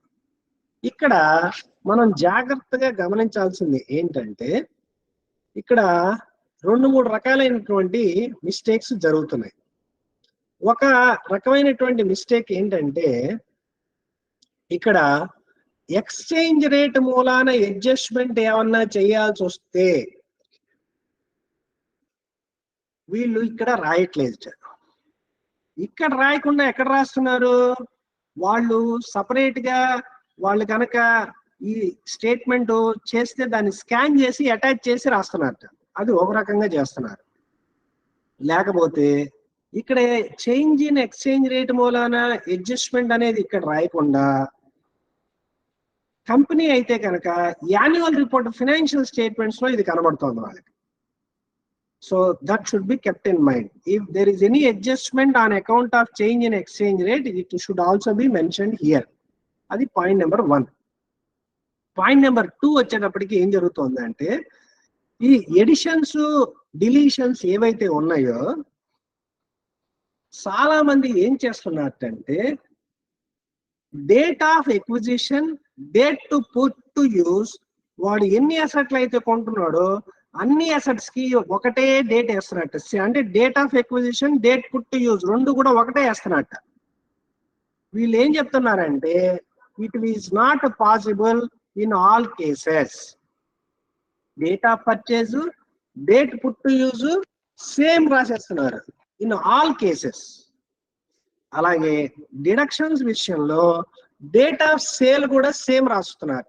ఆ బ్లాక్ కి సంబంధించి ఆ బ్లాక్ లో ఏవైతే అమ్మితే అన్ని ఒకటే డేట్ రాసేస్తున్నారు. ఇంకొంతమంది ఏం చేస్తున్నారంటే ఫస్ట్ 6 months సంబంధించినటువంటి ఆల్ ఎడిషన్స్ డిలీషన్స్ సమరీ చేస్తారు. సమరీ చేసేసి 30th September ఒక బల్క్ ఎంట్రీ, 31st మార్చిన ఒక బల్క్ ఎంట్రీ రాసేస్తున్నారు. ఇది ఇంకొక type of non complains. So కాబట్టి వాళ్ళు ఏం చెప్తున్నారంటే ఇలా ఎడిషన్స్ డిలీషన్స్ ఉంటే మీరు జాగ్రత్తగా రాయాలి అనేది చెప్తున్నారు. ఇంకోటి ఏం జరుగుతుందంటే ఈ additions deletions tax audit report లో మెన్షన్ చేసిన వాటికి ఫినాన్షియల్ స్టేట్మెంట్స్ లో డిప్రిసియేషన్ స్టేట్మెంట్ లో రాసిన దానికి మిస్ మ్యాచ్ జరుగుతుంది. మిస్ మ్యాచ్ జరిగితే కొన్ని సందర్భాల్లో అకౌంటింగ్ స్టాండర్డ్ మూలాన అలా చేయాల్సి ఉండాల్సి వస్తుంది, ఇన్కమ్ ట్యాక్స్ ప్రకారం ఇలా చేసి ఉండాల్సి వస్తుంది. So it is not wrong that both these things are not the same. రెండు ఒకేలాగా ఉండకపోవటం మూలాన అదేం తప్పు జరిగినట్టు కాకపోవచ్చు అన్ని సందర్భాల్లో. కానీ మన వాళ్ళు ఏం చెప్తున్నారంటే గైడెన్స్ నోట్ లో you have to prepare A reconciliation statement అని చెప్తున్నారు. So to sum up with regard to clause 18, if there is a difference between what you report in tax audit report and what is there in your audited financial statements, you compute a reconciliation statement and keep in your records. Foreign exchange fluctuation మూలాన ఏమన్నా adjustment చేయాలి అంటే you should definitely mention in the e-filing utility. Be careful with regard to date of purchase, date put to use, date of sale. Don't write summary figures. Don't write summary figures. As far as possible, you have to give line items for each purchase or sale. That is another thing. Now coming to clause number 19. So hope friends, all of you are following me, whoever is there. So ippadaaka edana is there anything we need to discuss?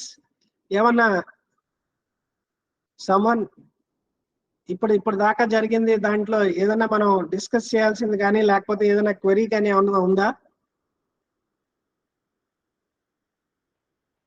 So Srikanth గారు, I think we can move forward. ప్రస్తుతానికైతే ఏం లేదు, అంతేగా? Right, okay. Now we'll move forward. We'll go to clause number 19. Clause number 19 ఏం అడుగుతుంది? Actual గా most of us may not be requiring to fill this clause 19. 19 ఏముంటుందంటే admissible amount under section 32 AC, AD, AB, ABA ఇలా రకరకాల సెక్షన్ల కింద ఏదన్నా amount admissible ఉంటే వాళ్ళు ఏమడుగుతున్నారంటే మన amount debited to profit and loss account ఎంత, అమౌంట్ అడ్మిసిబుల్ ఎంత అని అడుగుతున్నారు. ఇది మనం amount debited to P&L account రాయాలి, అమౌంట్ అడ్మిసిబుల్ ఎంత అనేది రెండు రాయాలి. ఇక్కడ జరిగేటువంటి మిస్టేక్ ఏంటంటే ఇందులో చెప్పబడినటువంటి కొన్ని సెక్షన్లకి సపరేట్ ఆడిట్ రిపోర్ట్ కావాలి. ఇందులో చెప్పబడినటువంటి కొన్ని క్వశ్చన్లకి సపరేట్ ఆడిట్ రిపోర్ట్ కావాలి. ఒకవేళ కనుక ఈ ఎస్ఎస్సి సపరేట్ ఆడిట్ రిపోర్ట్ కనుక తెస్తే the fact that separate audit report is given should be mentioned in 3CA or 3CB. అది మనం గమనించాలి. తర్వాత మన గైడెన్స్ నోట్ లో కూడా ఏం చెప్పారంటే కొన్ని సందర్భాల్లో there may be certain sections where in no amount will be debited to the P&L account. P&L account కి బహుశా అమౌంట్ డెబిట్ చేయక్కర్లా, but you get the deduction like section 33AB, 33ABA. వీటికి సంబంధించి P&L అకౌంట్ కి accounting standards మూలాన debit అవ్వదు. అయినా కానీ మనం ఏం చేయాలంటే if no amount is debited to P&L account but it will be allowed as deduction అయినప్పుడు మీరు ఇక్కడ debited to P&L account 0 రాసి అమౌంట్ allowable మీరు అక్కడ రాయాలి.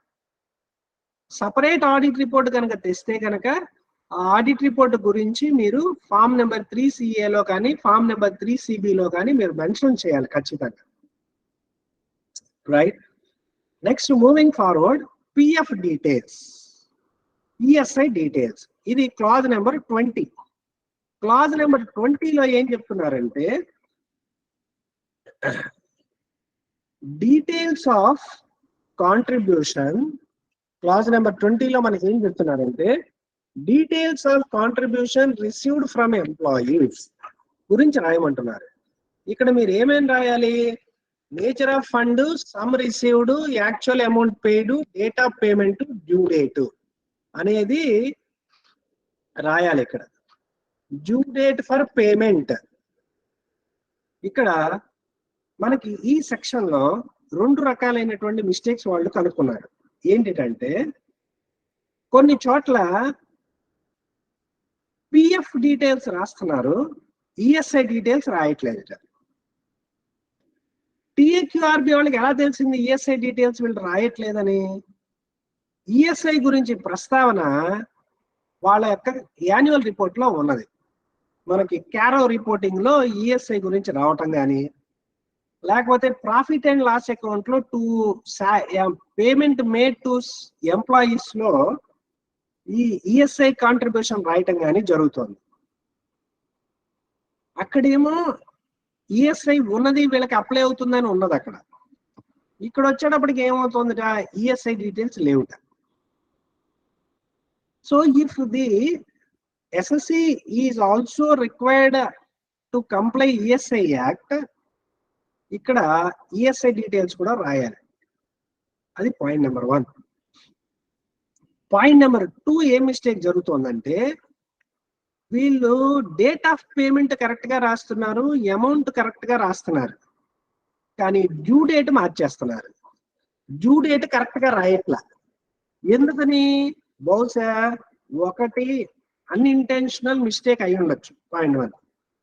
రెండోది it might also be a mischief, because ఒకవేళ కనుక యాక్చువల్ డేట్ వీడు ఎలాగో మార్చలేడు, ఎందుకంటే మీరు పే చేసింది చలాన్లో డేట్ ఉంటుంది.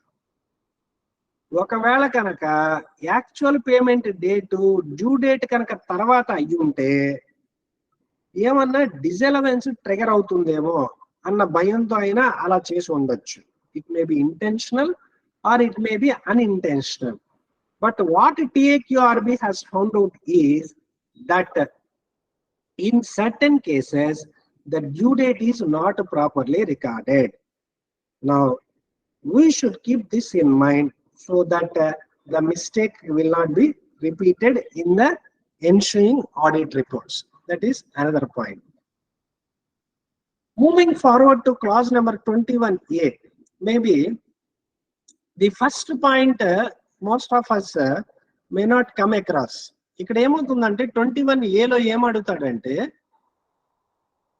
21A లో ఏమడుగుతారంటే ఇక్కడ expenditure incurred at clubs being entrance fees ఒకటి. రెండోది expenditure incurred being cost of club services and facilities used. ఈ 2 సపరేట్ గా రాయాలి. బట్ కొన్ని సందర్భాల్లో ఏం జరుగుతుంది అంటే ఈ 2 కలిపి రాసేస్తున్నారు పై దాంట్లో. It should not be like that. Both should be segregated and recorded separately. Next, ఇంకో చోట ఏం జరుగుతుందంటే expenditure by way of penalty or fine for violation of law ఇక్కడ రాయాలి. Any other penalty or fine ఇక్కడ రాయాలి. Penalty or fine because of violation of law అయితే ఈ పాయింట్ లో రాయాలి. ఒకవేళ any other fine or penalty అయితే ఈ పాయింట్ లో రాయాలట. ఇది ఒక టైప్ ఆఫ్ మిస్టేక్ జరుగుతుంది. రెండో టైప్ ఆఫ్ మిస్టేక్ ఏం జరుగుతుందంటే కొంతమంది ఏం చేస్తున్నారంటే 234E ఏదైతే ఉందో ఈ 234E లేట్ ఫీజ్ ఏదైతే ఉందో అది తీసుకొచ్చి ఇక్కడ రాస్తున్నారు. అది రాయకూడదు. ఎందుకంటే 234E is not a penalty. It is not a disallowable expenditure. మనకి ఈ ఫైన్స్ వీటిల్లో ఏంటంటే 2 రకాలు ఉంటాయి. ఒకటి కాంపెన్సేటరీ ఇన్ నేచర్, రెండు penal in nature. That amount which is penal in nature is not allowed as deduction. That amount which is compensatory in nature will be allowed as deduction. That we should understand. So the next time when any tax auditor issues a tax audit report, he has to keep in mind that 234E is not a penalty or fine to be reported under this clause number 21A. That you should keep in mind. ఈ point 234E అంటున్నట్టున్నాను ఇందాక నుంచి. 234E అనే 234E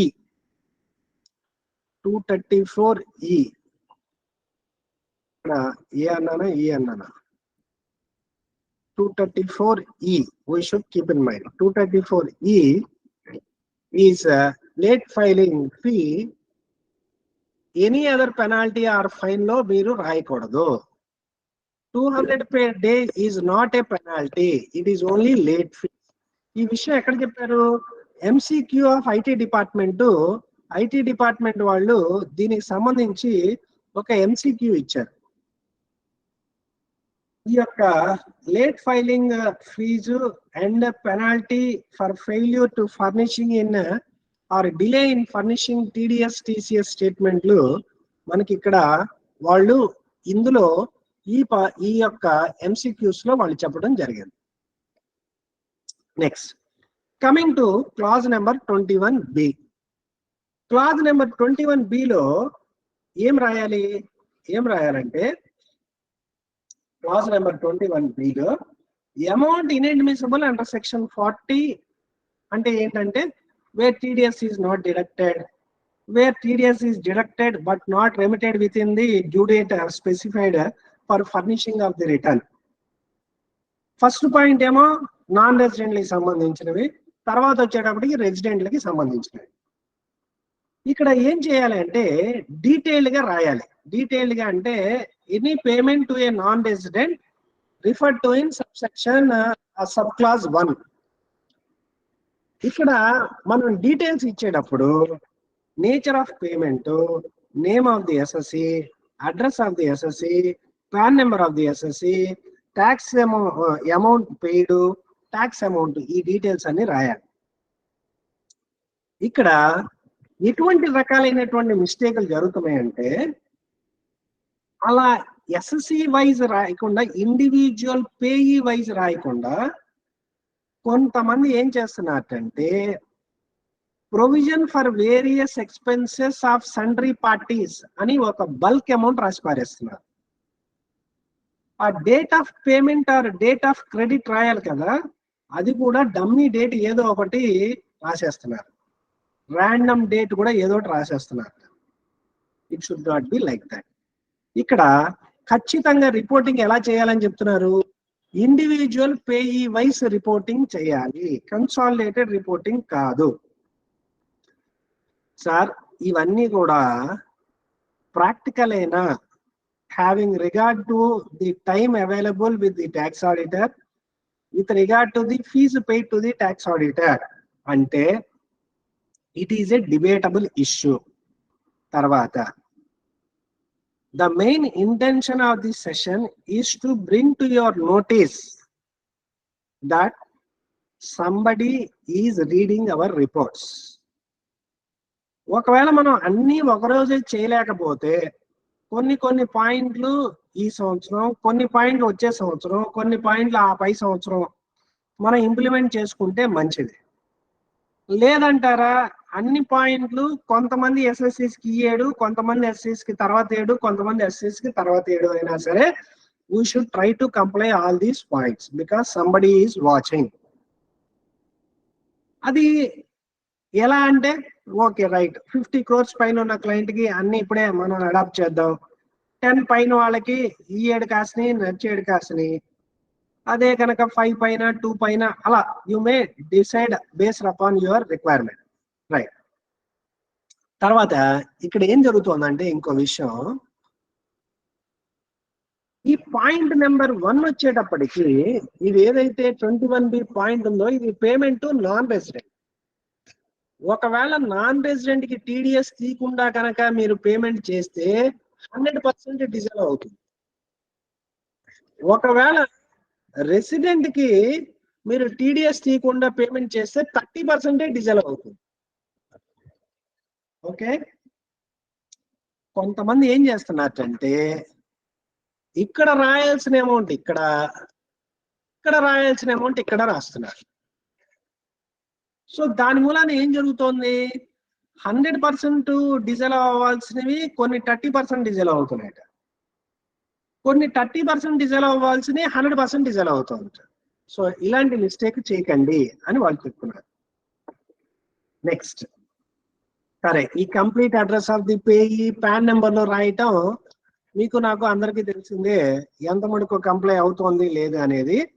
so వాళ్ళు ఏం చెప్తున్నారంటే ఆ pan number complete address of the payee కొంతమంది రాయట్లేదు, కానీ రాయండి అని చెప్తున్నారు. మూవింగ్ ఫార్వర్డ్,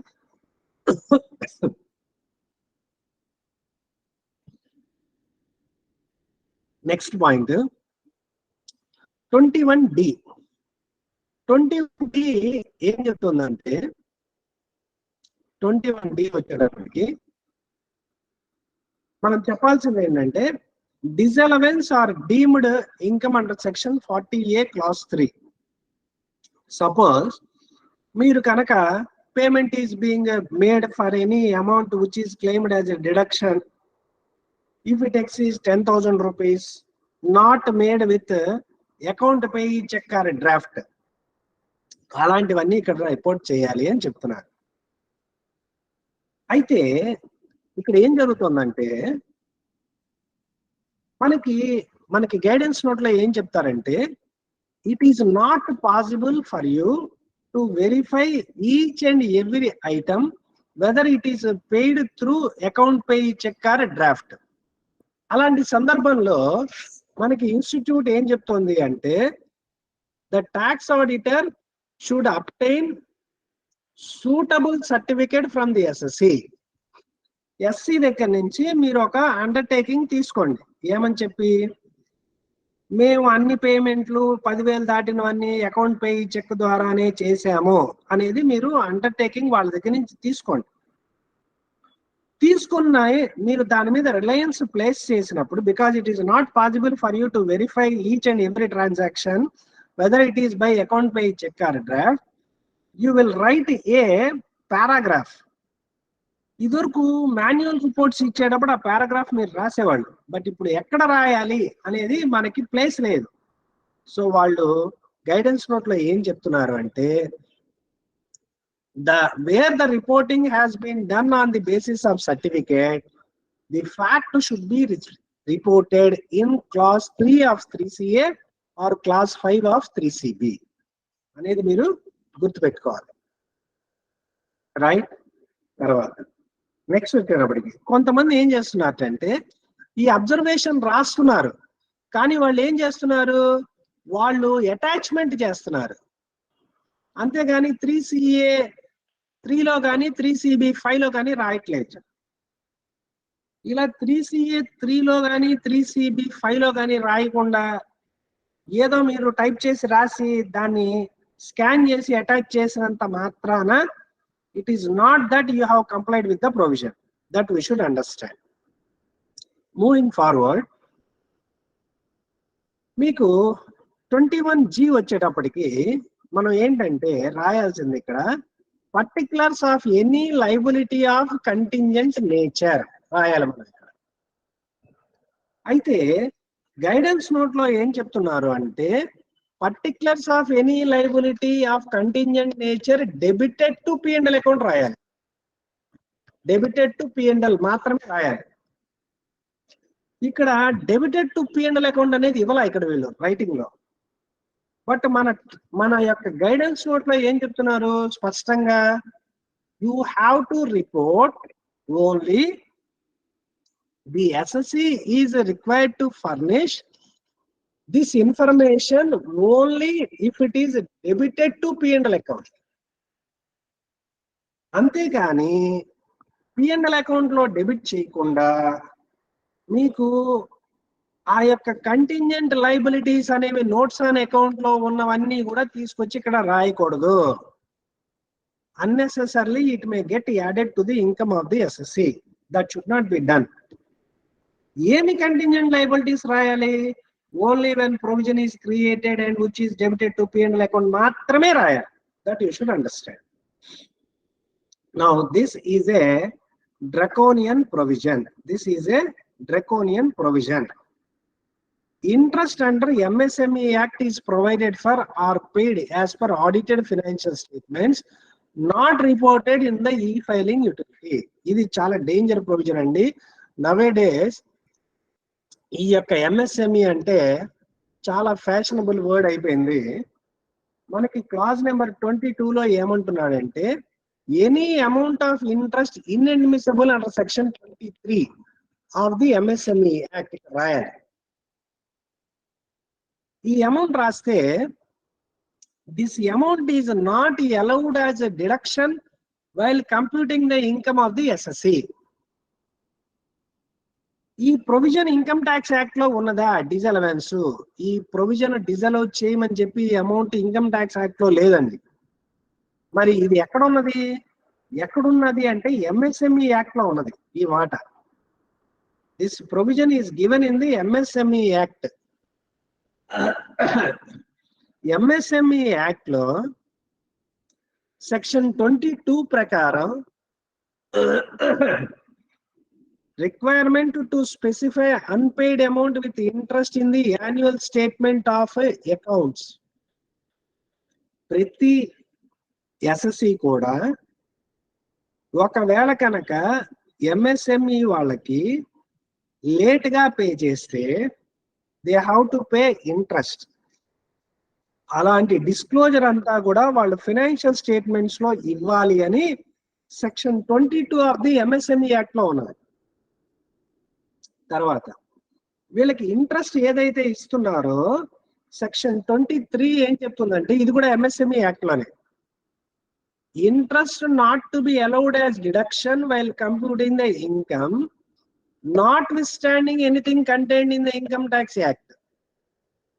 సో కాబట్టి ఎంఎస్ఎంఈ వాళ్ళకి లేట్ పేమెంట్ ఇంట్రెస్ట్ మీరు డిడక్షన్ అలౌ చేయొద్దు వైల్ కంప్యూటింగ్ ద ఇన్కమ్ అనేది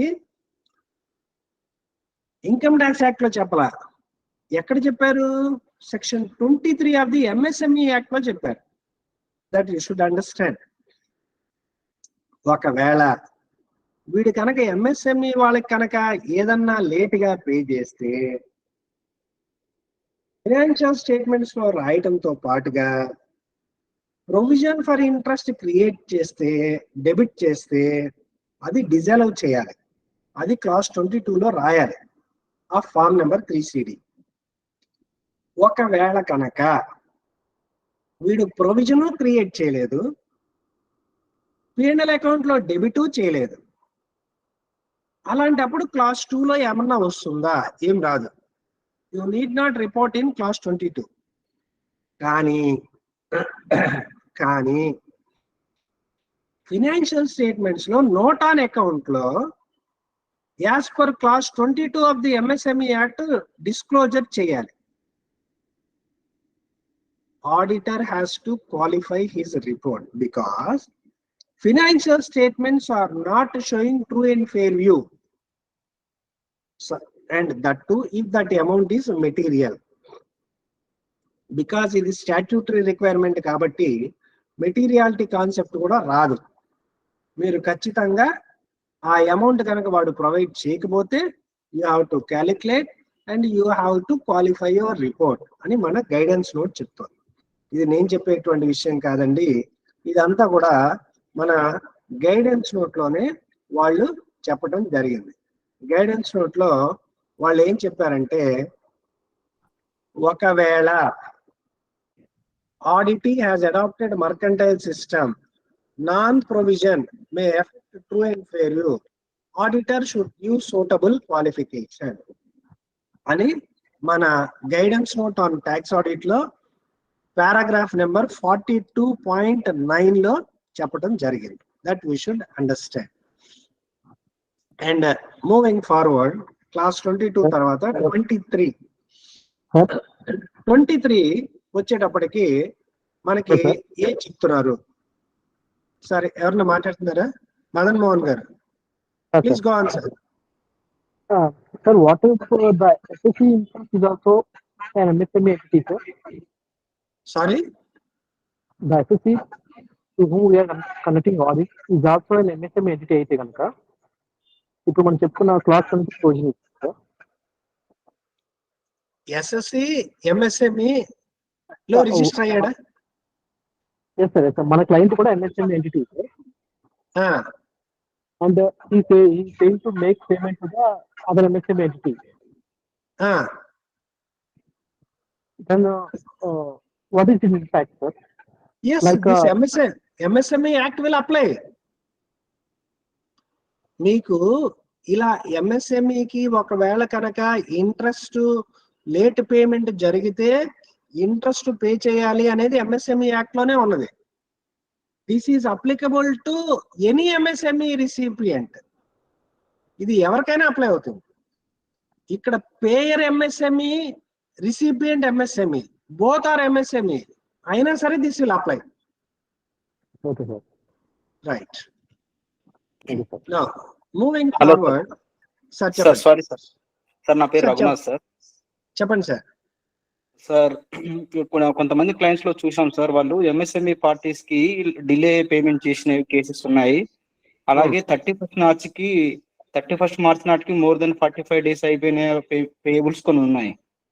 సో మేము వాళ్ళని ఏమని అడిగామంటే వాటికి ప్రొవిజన్ ఫర్ ఇంట్రెస్ట్ క్రియేట్ చేయమన్నాం సార్. అవును. సో క్లయింట్స్ ఏమంటారంటే సార్, కొంతమంది వాళ్ళు క్లెయిమ్ చేయడం లేదు కదా, అందుకే మేము క్రియేట్ చేయడం లేదా అనేటువంటి డిబేట్ ని తీసుకొస్తున్నారు సార్ వాళ్ళు. అది సార్, అది యాక్చువల్ గా అయితే to be very frank with you, అది చెల్లదు. వాళ్ళు క్లెయిమ్ చేసినా చేయకపోయినా it is the duty of this person under the MSME act. అసలు వింత ఏంటంటే ఇందాక నుంచి మనం చెప్పుకున్నట్టు ఇవేవి కూడా మన ఇన్కమ్ ట్యాక్స్ యాక్ట్ లో లేదు. అలాగే అకౌంటింగ్ స్టాండర్డ్స్, ఆడిటింగ్ ప్రొనౌన్స్మెంట్స్ లోనూ లేవు ఇవి. మీరు ఇలా వడ్డీ కట్టాలని, మీరు ఇలా ఫైనాన్షియల్ స్టేట్మెంట్స్ లో డిస్క్లోజ్ చేయాలని, ఈ ఏదైతే అమౌంట్ ప్రొవైడ్ చేశారో, పే చేశారో అది should not be allowed as income allowed as deduction while computing the income అని, ఇవన్నీ కూడా ఎంఎస్ఎంఈ యాక్ట్ లోనే చెప్పారు. అండ్ ఇంకొకటి, ఈ సంవత్సరం లేటెస్ట్ గా ఏంటంటే, ఒకడు ఎంఎస్ఎంఈ దగ్గర నుంచి పర్చేస్ చేశాడు ₹1,00,00,000. వీడికి 45 days దాటిపోయింది, పేమెంట్ చేయలా. మార్చి 31st నాటికి 45 days అయిపోయినా, లేకపోతే మార్చి 31st నాటికి 30 రోజులు అయ్యి ఏప్రిల్ 15వ తారీఖు నాటికి కనుక వీడి పేమెంట్ కనుక చేయకపోతే ₹1,00,00,000 వీడికి డిజాల్వ్ అయిపోద్ది. ఫస్ట్ ₹1,00,00,000 డిజాల్వ్ అయితే ₹1,00,00,000 వాడికి ఇన్కమ్ అయిపోతే వాడు దాని మీద ఎంత ట్యాక్స్ కట్టాలి? So this is very difficult provision. ఇప్పుడు లేటెస్ట్ అమెండ్మెంట్ ఇంకా కష్టమైనటువంటి provision. Right? Okay sir. Okay sir, thank you. Moving forward, clause number 23. క్లాస్ నెంబర్ 23 మనకి ఏం చెప్తుంది అంటే, particulars of payment made to specified persons. Particulars of payment made to specified persons. ఇక్కడ మనం లైన్ ఐటమ్స్ ఇవ్వాలి. అంటే పాన్ నెంబర్ రాయాలి, తర్వాత రిలేషన్ ఏంటి, నేచర్ ఆఫ్ ట్రాన్సాక్షన్ ఏంటి, పేమెంట్ ఏంటి అనేవి రాయాలి. వాళ్ళు అబ్జర్వ్ చేసింది ఏంటంటే, ఇక్కడ సమ్మరీ అమౌంట్స్ వేసేస్తున్నారు. ఒక హెచ్ఎఫ్ ఉన్నది, అందులో తండ్రి, 2 మగపిల్లలు ఉన్నారు. వీళ్ళు ఏం చేస్తున్నారు, ముగ్గురికి రెమ్యునరేషన్ రాసుకుంటున్నారు ఇండివిజువల్స్ కెపాసిటీలో. రెమ్యునరేషన్ ఒక్కొక్కరికి 3 లక్షలు ఇచ్చారు. వాళ్ళు ఏం చేస్తున్నారట, రెమ్యునరేషన్ టు రిలేటివ్స్ అని చెప్పేసి 9 లక్షలు సమ్మరీ అమౌంట్ వేసేస్తున్నారు. వాళ్ళు ఏం చెప్తున్నారంటే, it should not be done like that. First point. తర్వాత ఆ స్పెసిఫైడ్ పర్సన్, ఇప్పుడు సపోజ్ వాళ్ళలో ఒకడు ఉన్నాడు మెంబర్ ఆఫ్ ది హెచ్ఎఫ్, వాడికి 3 లక్షలు రెమ్యునరేషన్ పే చేశారు. కొంతమంది వాడికి 3 లక్షలు రాశారని రాస్తున్నారు, ఏ అని, ఏకి 3 లక్షలు ఇచ్చామని రాస్తున్నారు, కానీ వాడి పాన్ నెంబర్ ఇట్లా. ఈ పాన్ నెంబర్ వేస్తే ఏం జరగచ్చు, ఈ మనకి ఏఐఎస్ ఇన్ఫర్మేషన్ వచ్చేసినప్పుడు ఎలాగైతే ఎంప్లాయర్స్ వాళ్ళు ఫైల్ చేసేటువంటి 24Q లోంచి అమౌంట్లు పిక్ చేసుకొని వాడు ఏమంటాడు, 10,000 రూపాయలు దాటితే payment of rent land lord యొక్క పాన్ నెంబర్ ఇవ్వాలి. ల్యాండ్ లార్డ్ పాన్ నెంబర్ వీడు ఖచ్చితంగా 24Q ఎనెక్సర్ లో రాయాలి, Q4 లో రాయంగానే ల్యాండ్ లార్డ్ కి ఇంత రెంట్ వచ్చిందని ల్యాండ్ లార్డ్ యొక్క ఏఎస్ ఇన్ఫర్మేషన్ లో వెళ్ళి కూర్చుంటది. అలాగే రేపొద్దున processing of form number 3CD కూడా మొదలైంది అనుకోండి, ఇక్కడ పాన్ నెంబర్ పిక్ చేసుకుంటది, రెమ్యునరేషన్ అమౌంట్ పిక్ చేసుకుంటుంది, ఇది వెళ్ళి వాడి యొక్క టిఐఎస్ ఇన్ఫర్మేషన్ లో కూర్చుంటుంది. వెళ్ళి వాడు కనుక రిటర్న్ కనుక ఫైల్ చేయకపోతే వాడికి నోటీస్ వెళ్ళడానికి ఛాన్స్ ఉంది. టిఏక్యూఆర్బి వాళ్ళు ఏం చెప్తున్నారంటే ఈ డీటెయిల్స్ సమ్మరీ ఫిగర్స్ రాస్తున్నారు కొన్ని సందర్భాల్లో. కొన్ని చోట్ల ఏమవుతుందట, యాన్యువల్ రిపోర్ట్ లో కూడా మనం రిలేటివ్స్ కి పే చేసింది మనం ఎడిషనల్ డిస్క్లోజర్ ఇవ్వాలి. అందులో చెప్పే amount if it happens to be A company. అలాగే ఇప్పుడు నార్మల్ నాన్ కార్పొరేట్ ఎంటిటీస్ కూడా మీకు డిస్క్లోజర్ రిక్వైర్మెంట్స్ అవి ప్రస్తుతానికి టెక్నికల్ గైడ్ వచ్చింది, రేపొద్దున it is going to be guidance note, మళ్ళా కొన్నాళ్ళ తర్వాత ఇట్ బికమ్స్ ఏ స్టాండర్డ్. అక్కడ కూడా పేమెంట్ టు స్పెసిఫైడ్ పర్సన్స్ రాయాలి ఫైనాన్షియల్ స్టేట్మెంట్స్ లో కూడా ఎడిషనల్ డిస్క్లోజర్ కింద. ఇదేమంటున్నాడంటే ఇక్కడ ఇచ్చిన అమౌంట్ ఫైనాన్షియల్ స్టేట్మెంట్స్ లో ఉన్న అమౌంట్ మ్యాచ్ అవ్వట్లేదు. ఇక్కడ 3 రకాల తప్పులు జరుగుతున్నాయి. ఒకటి, పాన్ నెంబర్ వేయట్లేదు. 2, ఫైనాన్షియల్ స్టేట్మెంట్స్ లో ఉన్న అమౌంట్ తో టాలీ అవ్వట్లేదు. 3, లైన్ ఐటమ్ ఇండివిజువల్ గా payee wise, nature of payment wise వేయకుండా కన్సాలిడేటెడ్ ఫిగర్స్ చేస్తున్నారు. Right. Next coming to clause number 25. We will conclude and maybe in the next 10 minutes we will be able to conclude. Clause number 25 lo any amount of profit chargeable under section 41 ante deemed profit, name of the person, amount of income, section, description of the transaction, computation రాయాలి. ఇక్కడ మనకి guidance note ప్రకారం ఏం చెప్పారంటే this amount is to be reported whether or not it is credited to the P&L account. మనకి guidance note లో స్పష్టంగా ఏం చెప్పారంటే this information has to be given irrespective of the fact that it has been credited to the P&L account or not. రాయాలి.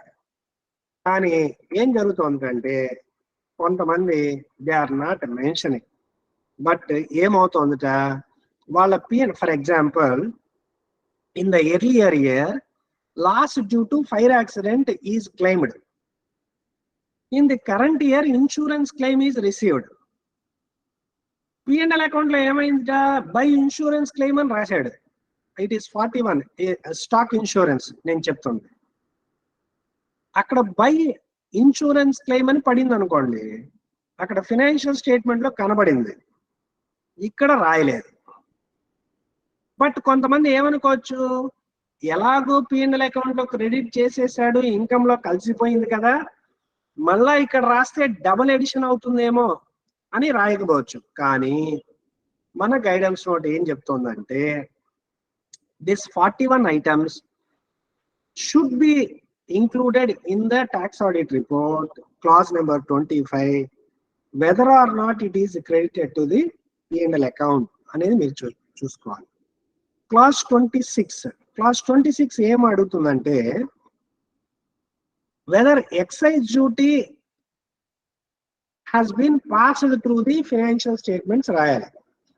ఇక్కడ వాళ్ళు ఏమడుగుతారంటే clause 26 లో state whether sale tax, GST, customs, indirect tax, etc. Is passed through the profit and loss account or not అనేది ఇక్కడ చెప్పాలి. Yes are no చెప్పాలి. కానీ వాళ్ళు ఏమంటున్నారంటే P&L అకౌంట్ లో పాస్ చేసిన ఎస్ పెట్టకుండా నో పెడుతున్నట్టు కొంతమంది. That is to be taken into account. Yes పెట్టకుండా నో పెట్టారు. మదన్ మోహన్ గారు, do you want to ask something? మీ హ్యాండ్ రైజ్ చేశారట? No, sir. It was previously raised only. Okay sir, right right.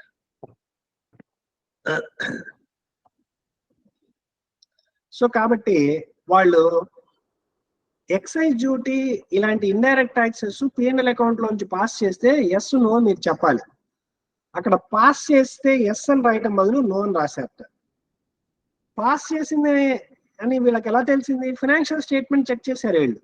Check చేస్తే అందులో excise duty అవన్నీ ఉన్నాయి P&L account లో. కానీ ఇక్కడ ఏమైంది? నో అని పెట్టారట. అలా చేయకూడదు అని చెప్తున్నాడు. Clause number 27. ఇది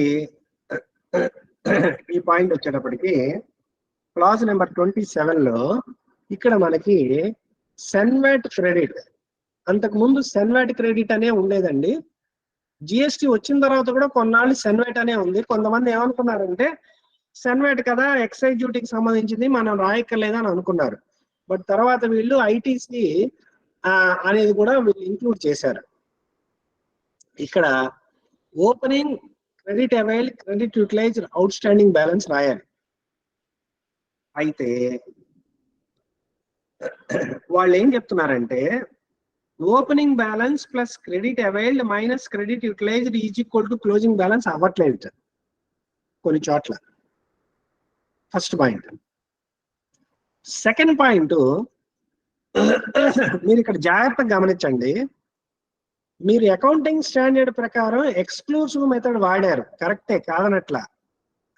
ఎక్స్క్లూజివ్ మెథడ్ వాడినప్పుడు GST on purchase, GST on sale మీ P&L అకౌంట్ లోకి రాదు, కరెక్టే. ఇక్కడ మీరు గమనిస్తే treatment in profit and loss account or accounts, ఇక్కడ or. So treatment in profit and loss or accounts చెప్పాలి మీరు. ఇక్కడ రెండు మిస్టేక్లు ఏంటంటే, ఒకటి ఈ క్యాలిక్యులేషన్ కరెక్ట్ గా ఉండట్లేదు. రెండోది ఏంటిట, క్రెడిట్ అవైల్డ్, క్రెడిట్ యూటిలైజ్డ్ నేను సపరేట్ అకౌంట్ పెట్టాను, ఆ సపరేట్ అకౌంట్ లో డెబిట్లు క్రెడిట్లు రాసుకుంటున్నాను, అది రాస్తున్నారట. కానీ ఓపెనింగ్ కి క్లోజింగ్ కి మీరు అకౌంట్స్ లో ఏం ట్రీట్మెంట్ ఇచ్చారు అనేది రాయట్లేదు కొంతమంది, అది రాయమని చెప్తున్నారు. సో కొన్ని చోట్ల కంప్యూటేషన్ సరిపోవట్ల, కొన్ని చోట్ల ఏమవుతోంది ట్రీట్మెంట్ రాయట్లా. ఒకవేళ P&L లో ట్రీట్మెంట్ ఇచ్చిన ఓపెనింగ్ బ్యాలెన్స్ కి క్లోజింగ్ బ్యాలెన్స్ కి మీరు పుస్తకాల్లో ఏం ట్రీట్మెంట్ ఇచ్చారో రాయట్లేదు. అది జాగ్రత్త తీసుకోమని చెప్తున్నారు. తర్వాత క్లాజ్ నెంబర్ 31. క్లాజ్ నెంబర్ 31కి వచ్చేటప్పటికి మీకు ఏం చెప్తున్నాడంటే లోన్ టేకెన్, లోన్ గివెన్, తర్వాత 260 లోన్ రీపేడ్ 269Tలో వస్తుంది. ఇక్కడ 2 టైప్స్ ఆఫ్ మిస్టేక్స్ జరుగుతున్నాయి. మొదటి మిస్టేక్ ఏంటంటే కన్సాలిడేటెడ్ ఫిగర్స్ రాసి పారేస్తున్నారు. కన్సాలిడేటెడ్ ఫిగర్స్, ఇక్కడ అడ్రస్ రాయట్లేదు, ఏమో అవి సండ్రీ రిసిట్స్ అని రాస్తున్నారు, పాన్ నెంబరు ఇవి వేయట్లా. ఒకవేళ ఇండివిజువల్ లైన్ ఐటమ్ వేసిన అడ్రస్ లో విజయవాడ, ఏలూరు, మచిలీపట్నం, గుడివాడ ఇంతే, అడ్రస్ రాయట్లేదుట, పాన్ నెంబర్ వేయట్లేదుట అని వాళ్ళు అబ్జర్వ్ చేశారు. తర్వాత ఇంకొక point, whether the amount was taken by account payee check or draft, దీనికి మనం ఒక వర్డింగ్ రాస్తాం ఏమని, it is not possible for us to verify each and every item, we relied upon the representation given by the SSC అని రాస్తాం. అది ఏమి రాస్తారు అనేది కూడా మనకి ఇక్కడ గైడెన్స్ నోట్ లో వాళ్ళు ఫార్మాట్ ఇచ్చేశారు. It is not possible for me or us. వాళ్ళు ఏం గమనించారంటే కొంతమంది as it is copy paste కొడుతున్నారు. ఈ కాపీ పేస్ట్ చేసేటప్పుడు మీ ఆర్ అస్ కూడా రాసేస్తున్నారు. వాడు ఏమంటాడంటే మీ ఆర్ అస్ కి నెసెసరీ చేంజెస్ చేయకుండా కొంతమంది కాపీ పేస్ట్ చేస్తున్నారు. అది మీ అయితే మీ అజ్ కొట్టేయండి, అజ్ అయితే మీ కొట్టేయండి అనేది వాళ్ళు చెప్తున్నారు. Next same with 269T also. 269T లో కూడా జరిగేటువంటి కార్యక్రమం ఇదే. ఏంటది? ఇండివిజువల్ లైన్ ఐటమ్స్ ఇవ్వట్లా, కొన్ని చోట్ల అడ్రస్లు రాయట్లా, కొన్ని చోట్ల పాన్ నెంబర్ వేయట్లా. మరి ఈ account payee cheque or draft కి మనం ఒక రైటింగ్ రాస్తాం. అది ఎక్కడ రాయాలి? 3CA3 లోను లేకపోతే 3CB5 లోను రాయాలి. అక్కడ మీ ఆర్ అస్ మార్చకుండా వాళ్ళు రాస్తున్నారు. అది జాగ్రత్తగా మీరు చెక్ చేసుకుని అప్రోప్రియేట్ వర్డ్స్ ఉంచి మిగతా వర్డ్స్ డిలీట్ చేయండి అని చెప్తున్నారు. సెక్షన్ 32లో ఇదేంటంటే బ్రాడ్ ఫార్వర్డ్ లాసెస్ అలాంటివన్నీ వస్తాయి. ఇక్కడ వాళ్ళు ఏం చెప్తున్నారంటే ఇక్కడ డేట్ ఆఫ్ ఆర్డర్ రాయట్లేదు కొంతమంది, అలాగే అమౌంట్ అసెస్డ్ ఇంకో డీటెయిల్ కూడా ఏదో ఇవ్వట్లేదు. Section under which the order is passed అది కూడా రాయట్లేదు. సో వాళ్ళు ఏమంటున్నారంటే ఏ సెక్షన్ ప్రకారం ఆర్డర్ పాస్ చేశారు, తర్వాత ఏ రోజు పాస్ చేశారు అనే డీటెయిల్స్ రాయట్లేదు, రాయమని అడుగుతున్నారు.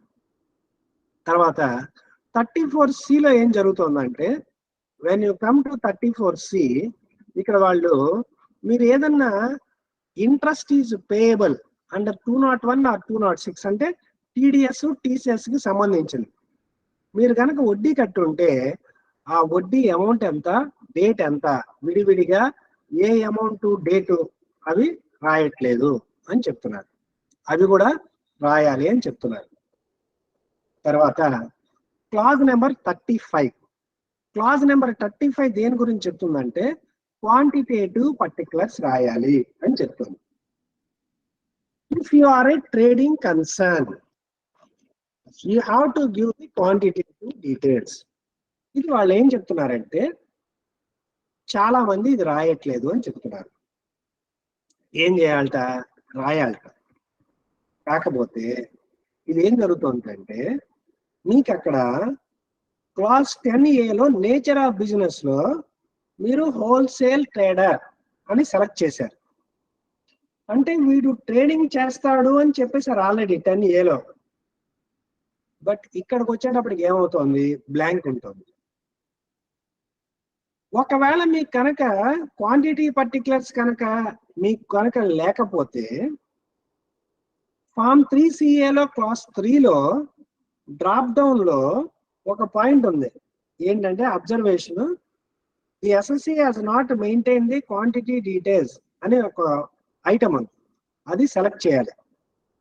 ఫామ్ 3CBలో క్లాజ్ నెంబర్ 5లో మీరు క్వాలిఫికేషన్ ఆర్ అబ్జర్వేషన్ ఇచ్చే చోట డ్రాప్ డౌన్ లిస్ట్ కనుక కొడితే యూటిలిటీలో సిపిసి యూటిలిటీలో అక్కడ కూడా మీకు ఈ క్వాంటిటీ డీటెయిల్స్ నాట్ మెయింటైన్ కనబడుతుంది. అది సెలెక్ట్ చేయాలి అని చెప్తున్నారు. అంటే అది సెలెక్ట్ చేయమని చెప్పలేదు, quantity details in respect of traders రాయట్లేదు అని చెప్తున్నారు. అలాగే okay opening stock closing stock లేకపోవచ్చు, కానీ వీడు ట్రేడింగ్ పర్చేజు ట్రేడింగ్ సేల్ చేశాడని ఫైనాన్షియల్ స్టేట్మెంట్స్ లో కనబడుతోంది. సో నీకు ఓపెనింగ్ క్వాంటిటీ లేదు, క్లోజింగ్ క్వాంటిటీ లేదు, ఓకే నో ప్రాబ్లం. నీ ఫైనాన్షియల్ స్టేట్మెంట్స్ లో ట్రేడింగ్ అమౌంట్ ఉంది, పర్చేజు సేల్, బట్ ఇక్కడ పర్చేజు సేల్ ట్రేడింగ్ క్వాంటిటీ రాయట్లేదు అని చెప్తున్నారు. ఒకవేళ వాళ్ళు ఇన్ఫర్మేషన్ ప్రొవైడ్ చేయకపోయినా, వాడు మెయింటైన్ చేయకపోయినా మీ యొక్క 3CAలో కానీ 3CBలో కానీ రాయాలి అని చెప్తున్నారు. The same is in respect of manufacturing entities also. Manufacturing entities విషయంలో కూడా వాళ్ళు ఆ యొక్క ఈల్డ్ ఐటమ్స్ రాయట్లేదు. ఈల్డ్ ఎంత వస్తుంది, షార్టేజ్ ఎంత ఉంది, ఈల్డ్ ఆఫ్ ఫినిష్డ్ ప్రొడక్ట్స్ అనేది రాయట్లేదు. అలాగే రా మెటీరియల్స్, ఫినిష్డ్ ప్రొడక్ట్స్, రా మెటీరియల్స్, బై ప్రొడక్ట్స్ ఈ రెండు కూడా రాయాలి, కానీ రాయట్లేదు. కొన్ని సందర్భాల్లో ఏం జరుగుతుందంటే రా మెటీరియల్ ప్లేస్ లో finished goods, finished goods place లో రా మెటీరియల్ రాస్తున్నట్ట. Finished goods reported as raw materials. ఇది ఎక్కడ రాస్తున్నట్ట? 35B(A)లో రాస్తున్నట్ట. ఎక్కడ రాయాలట? 35B(B)లో రాయాలి అని చెప్తున్నారు. అండ్ నెక్స్ట్ క్లాజ్ నెంబర్ 37కి వచ్చేటప్పటికి మనకి క్లాజ్ నెంబర్ 37లో ఏముంటుందంటే whether cost audit was carried out. మీరు ఇక్కడ ఎస్ ఆర్ నో రాయాలి. కొంతమంది ఏం చేస్తున్నట్టంటే ఇక్కడ నో అని రాసేస్తున్నారు, కానీ కాస్ట్ ఆడిట్ రిపోర్ట్ అటాచ్ చేస్తారు కదా అప్లోడ్ చేసేటప్పుడు ఫైనాన్షియల్ స్టేట్మెంట్, అక్కడ అప్లోడ్ చేసేస్తున్నారు. ఇక్కడేమో నో అని రాస్తారు, అక్కడేమో అప్లోడ్ చేస్తారు. లేకపోతే వీళ్ళ యొక్క 3CAలో కానీ 3CBలో కానీ కాస్ట్ ఆడిట్ రిపోర్ట్ ఉంది అని రాస్తున్నట్టు, ఇక్కడేమో నో అని పెడుతున్నట్టు. అది చేయకూడదు అంటున్నాడు. తర్వాత ఇంకో పాయింట్ ఏంటంటే వీళ్ళకి కాస్ట్ ఆడిట్ ఎస్ అన్నప్పుడు details of disqualifications or disagreements ఏదైతే ఉందో ఆ కాస్ట్ ఆడిట్ రాశాడో ఇక్కడ రాయాలి. కానీ కొంతమంది ఏం చేస్తున్నారట, మేము మేనేజ్మెంట్ దగ్గర నుంచి రిప్రజెంటేషన్ తీసుకున్నాము. ఏమని తీసుకున్నారట?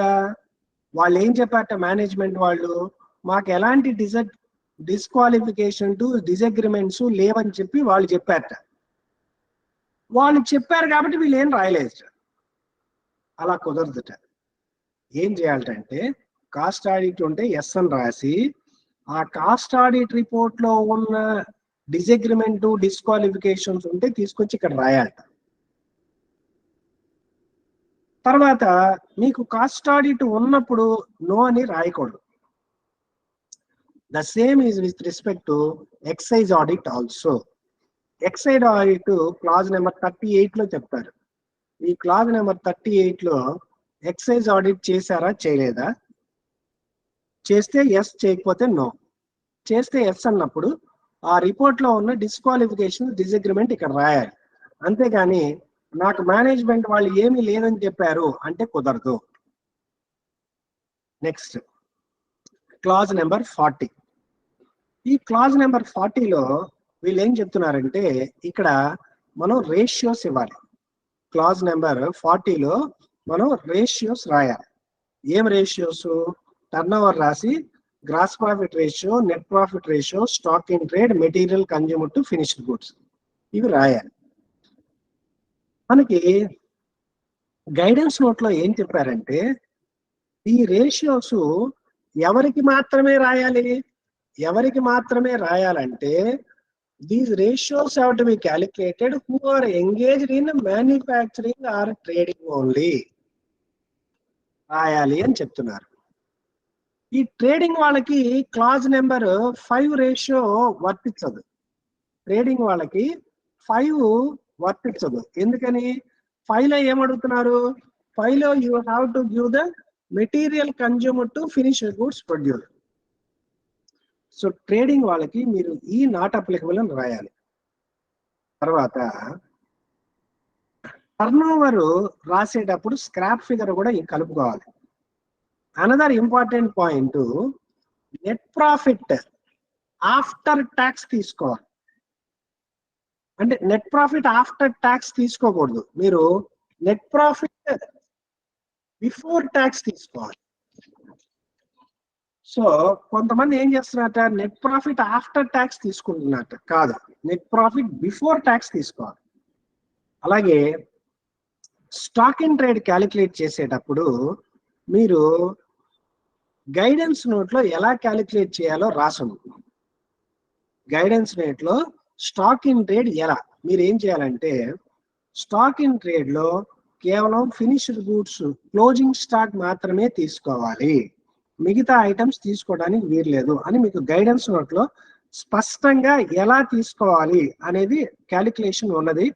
One can refer to that and right. And material consumer లో స్టోర్స్ స్పేర్స్ రాయట్లేదు. తర్వాత అసలు ఈ రేషియోస్ కొంతమంది రాయట్లేదు, అసలు బ్యాంక్ గా వదిలేస్తున్నారు. తర్వాత మెటీరియల్ కన్జ్యూమ్డ్ కి ఇక్కడ ఉన్నదానికి ఫినాన్షియల్ స్టేట్మెంట్స్ ఆర్ అంతకు ముందు సంవత్సరాల ఫిగర్స్ ఇక్కడ రాసేటప్పుడు అది మ్యాచ్ అవ్వట్లేదు. అలా మ్యాచ్ కాకపోతే మీరు 3CA పాయింట్ నెంబర్ 3లో ఆర్ 3CB పాయింట్ నెంబర్ 5లో మెన్షన్ చేయాలి, కానీ మెన్షన్ చేయట్లేదు అని చెప్తున్నాను. So friends, this is what the TAQRB has observed in respect of various tax audit reports it has reviewed.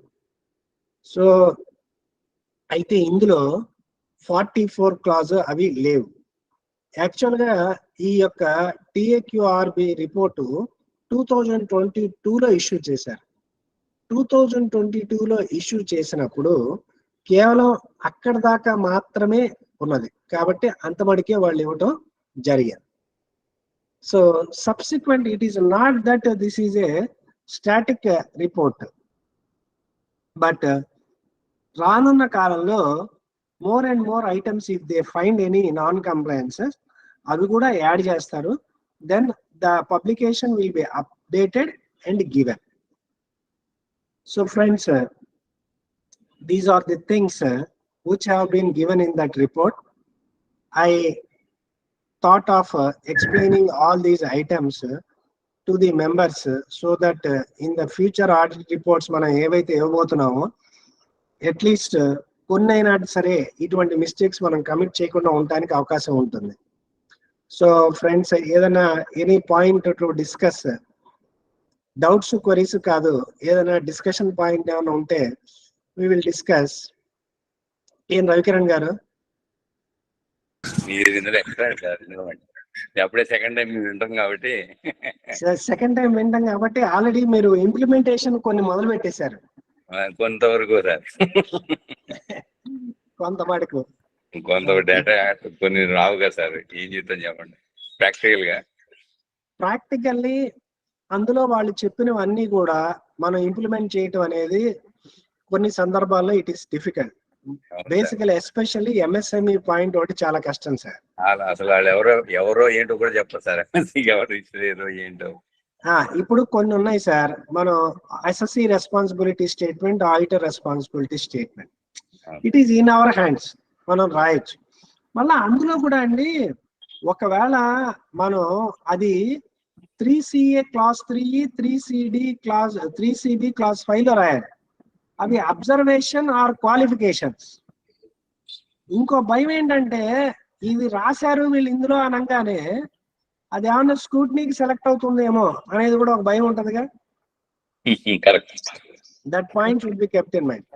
For example, అడ్రస్లు కరెక్ట్ గా రాయాలి, ఉన్నంత మటుకు క్వాంటిటీ డీటెయిల్స్ జాగ్రత్తగా వేయాలి, లోన్స్ గివెన్, లోన్ టేకెన్, ఇలాంటి వాటికి పాన్ నెంబరు, అడ్రస్లు కొద్దిగా జాగ్రత్తగా రాయాలి. ఇలాంటి పాయింట్లు మనం కొన్ని జాగ్రత్తలు అయితే తీసుకోవడానికి అవకాశం ఉంటుంది. బట్ కొన్ని points to implement it some may find it difficult in initial stages. కాకపోతే ఏదో రోజుకి మనం అవన్నీ కూడా ఇవాళ కాకపోతే రేపైనా కొన్ని సందర్భాల్లో ఫాలో అవ్వాల్సి వస్తుందేమో బహుశా. అది సంగతి. లాస్ట్ వస్తారు అందరూ. ఏం సార్ లాస్ట్ లో వస్తారు? అదే మనం ముందు అడుగుతామని స్టార్టింగ్ ఆఫ్ ది డిస్కషన్ లో కూడా మనం ఇవి కంప్లై చేయటానికి whether the time in our disposal, లేకపోతే whether the fees it is commensurate with the fees అనేది also debatable issues. So friends, maybe if it happen to be a physical session ఇంకొద్దిగా interactive గా interesting గా చెప్పుకునే పని, ఇది virtual session కాబట్టి నాకు నేను చెప్పుకోవటం లాగా అనిపించవచ్చు. సార్ నా పేరు రఘునాథ్ సార్, చిన్న క్లారిఫికేషన్ సార్. రఘునాథ్ గారు చెప్పండి సార్. సార్ ఇప్పుడు మనం advance received against sale of goods or provision of services అనేది 269 SS లో చూపించాల్సిన అవసరం లేదని ఉంది సార్ గైడెన్స్ నోట్ లో మనకి. 269 SST కేవలం మనం లోన్స్ టేకెన్, లోన్స్ రీపేడ్, అది కూడా అన్ని లోన్స్ రావు కదా, మీరు బ్యాంకుల నుంచి వాటి నుంచి తీసుకుంటే రావు అది. అదే సార్, ఇప్పుడు ఈ కొన్ని సిమెంట్ కంపెనీస్ లో ఏమవుతున్నాయంటే సార్, అడ్వాన్స్ ఫ్రమ్ కస్టమర్స్ అది ఎక్స్క్లూడ్ చేసి ఉంది, కానీ ఈ డీలర్స్ గట్రా ఉంటారు కదా సార్ సిమెంట్ కంపెనీస్ లో, డీలర్స్ నుంచి వచ్చినటువంటి సెక్యూరిటీ డిపాజిట్స్ వస్తాయి కదా సార్ కంపెనీస్ కి, వాటిని మనం రిపోర్ట్ చేయాల్సి వస్తుందా సార్ యాజ్ ఎ డిపాజిట్స్ గా 269 SS లో? ఎస్ సార్, ఇందులో మనకి గైడెన్స్ నోట్ లో దీనికి సంబంధించి ఉన్నదండి. 269 SS కదా, ఒక్క నిమిషం సార్. లోన్ ఆర్ డిపాజిట్ అని ఉంది సార్. నేను చెప్తాను సార్ మీకు. ఇందులో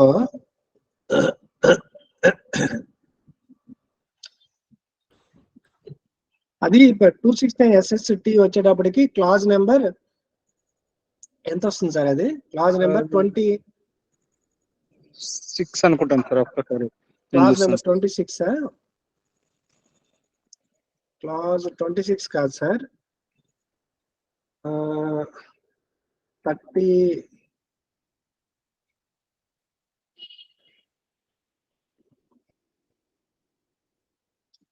సార్ ఇదే సార్ క్లాజ్ నెంబర్ 31C అండి.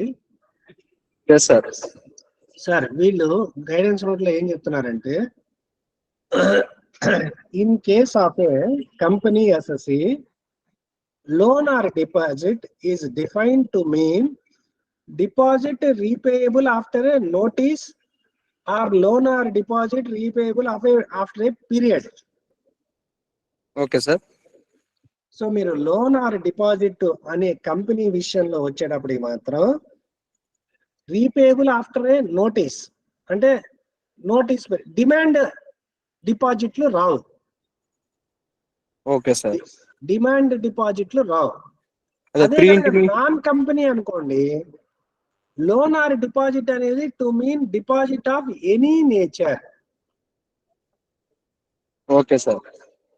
అది సో కంపెనీకి మీరు ఖచ్చితంగా డిపాజిట్ ఆర్ లోన్ ఈ 269 SST లోకి రావాలి అంటే ఖచ్చితంగా if that amount is repayable after a notice period or after a certain period. మూడేళ్ల తర్వాత తిరిగి ఇవ్వాలి, లేకపోతే నేను నీకు 2 నెలల ముందర చెప్తాను, నేను చెప్పిన 2 నెలల లోపల నాకు ఇవ్వాలి. Okay sir. ఓకే ఓకే, అంటే ఆ టైం డిఫైన్ చేసి ఉంటే మాత్రం కంపల్సరీ మనం రిపోర్ట్ చేయాలంటారు సార్. సార్ డిమాండ్ డిపాజిట్స్ రావు. అదేలేండి సార్, రీపేయబుల్ అన్న డిమాండ్ రాదు. సార్ మాకు ఒక క్లయింట్ లో ఈ 41 లో సెక్షన్ 41 లో సార్ మనము ఆ P&L లో ఇంక్లూడ్ చేసినా కూడా యాజ్ ఎ క్రెడిట్ మేము 41 లో డిస్క్లోజ్ చేసాం సార్. అవును. అవి ఏమైందంటే ఒక క్లయింట్ కి వాళ్ళు కంప్యూటేషన్ లో యాడ్ చేశారు సార్. మేము తర్వాత ఎంత ఎక్స్ప్లెనేషన్ ఇచ్చినా కూడా తర్వాత వినలేదు వాళ్ళు, డిపార్ట్మెంట్ వాళ్ళు. నేను ఇందాక మీకు చెప్పిన పాయింట్ కూడా అదే. ఒకవేళ section 41 if it is already credited to P&L account, మళ్ళా ఇక్కడ రాస్తే కనుక డబుల్ ఎడిషన్ అవుతుందేమో అనే భయం ఉంటుంది. Yes sir. బట్ మన గైడెన్స్ నోట్ లో మాత్రము it has to be reported whether or not it is credited to P&L account అని మాత్రం రాసింది. TAQRB యొక్క ఇచ్చినటువంటి పబ్లికేషన్ లో కూడా వాళ్ళది స్పెసిఫిక్ గా మెన్షన్ చేశారు. Okay sir. Okay sir, understood. This is happening, ఇది జరుగుతోంది. సో కాబట్టి మనం ఐదర్ మనం ఇన్స్టిట్యూట్ గైడెన్స్ నోట్ ప్రకారం చేశాం కాబట్టి మనదేం తప్పు లేదు. మరి ఈ విషయం మనం ఇన్స్టిట్యూట్ గానే రిప్రజెంట్ చేయాలి. మీరు గైడెన్స్ నోట్ లో ఇలా ఇచ్చారు, మేము ఇలా చేసాము, బట్ మాకు ఎడిషన్ వచ్చింది, ఇన్కమ్ ట్యాక్స్ వాళ్ళు మమ్మల్ని ఆ విషయం పట్టించుకోవట్లేదు అనేది మనం రిప్రజెంట్ చేయాలి ఇంకా. Okay sir, understood sir.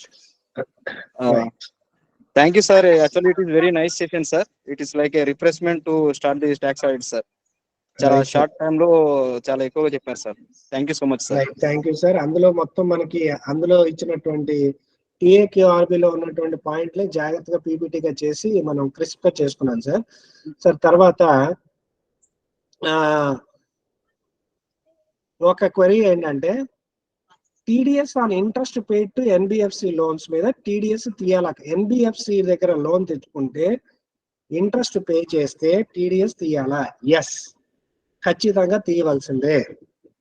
అలాగే ఇప్పుడు సపోజ్ లారీలు కొంటారు, లారీలకి ఎన్బిఎఫ్సి వాళ్ళు ఫైనాన్స్ చేస్తారు, దానికి వీళ్ళు ఇంట్రెస్ట్ పే చేస్తారు, ఆ ఇంట్రెస్ట్ మీద కూడా టీడీఎస్ తీయాల్సిందే ఖచ్చితంగా. If turn over exceeds 1 crore of rupees. మీకు టర్న్ ఓవర్ మీరు ట్యాక్స్ ఆడిట్ చేస్తున్నా చేయకపోయినా ప్రిసీడింగ్ ఇయర్ లో 1 crore దాటితే ఖచ్చితంగా తీయాలి. కాకపోతే ఇక్కడ ఏం ప్రాక్టీస్ జరుగుతోందంటే ఈ ఎన్బిఎఫ్సి వాళ్ళు ఇప్పుడు like Tata finance, Bajaj finance etcetera ఏవైతే ఉన్నాయో వాళ్ళు ముందర నేను డబ్బులు వాళ్ళు కట్ చేసుకుని కడతానంటే ఒప్పుకోరు. వాళ్ళకి ఇన్స్టాల్మెంట్ ఇంట్రెస్ట్ కట్టేయాలి. కట్టేసిన తర్వాత ఎవ్రీ క్వార్టర్ మనం టీడీఎస్ సర్టిఫికేట్ జనరేట్ చేస్తాం కదా, ఆ టీడీఎస్ సర్టిఫికేట్ జనరేట్ చేసిన తర్వాత తీసుకెళ్లి వాళ్ళకి ఇస్తే వాళ్ళు అప్పుడు ఆ అమౌంట్ వీళ్ళకి క్రెడిట్ ఇస్తున్నారు. So TDS on interest paid to NBFC should be made, there is no exemption at all. మీరు బ్యాంకులకి చేస్తే మాత్రమే there is an exemption. Yes sir, please మాట్లాడండి sir. You can unmute and speak.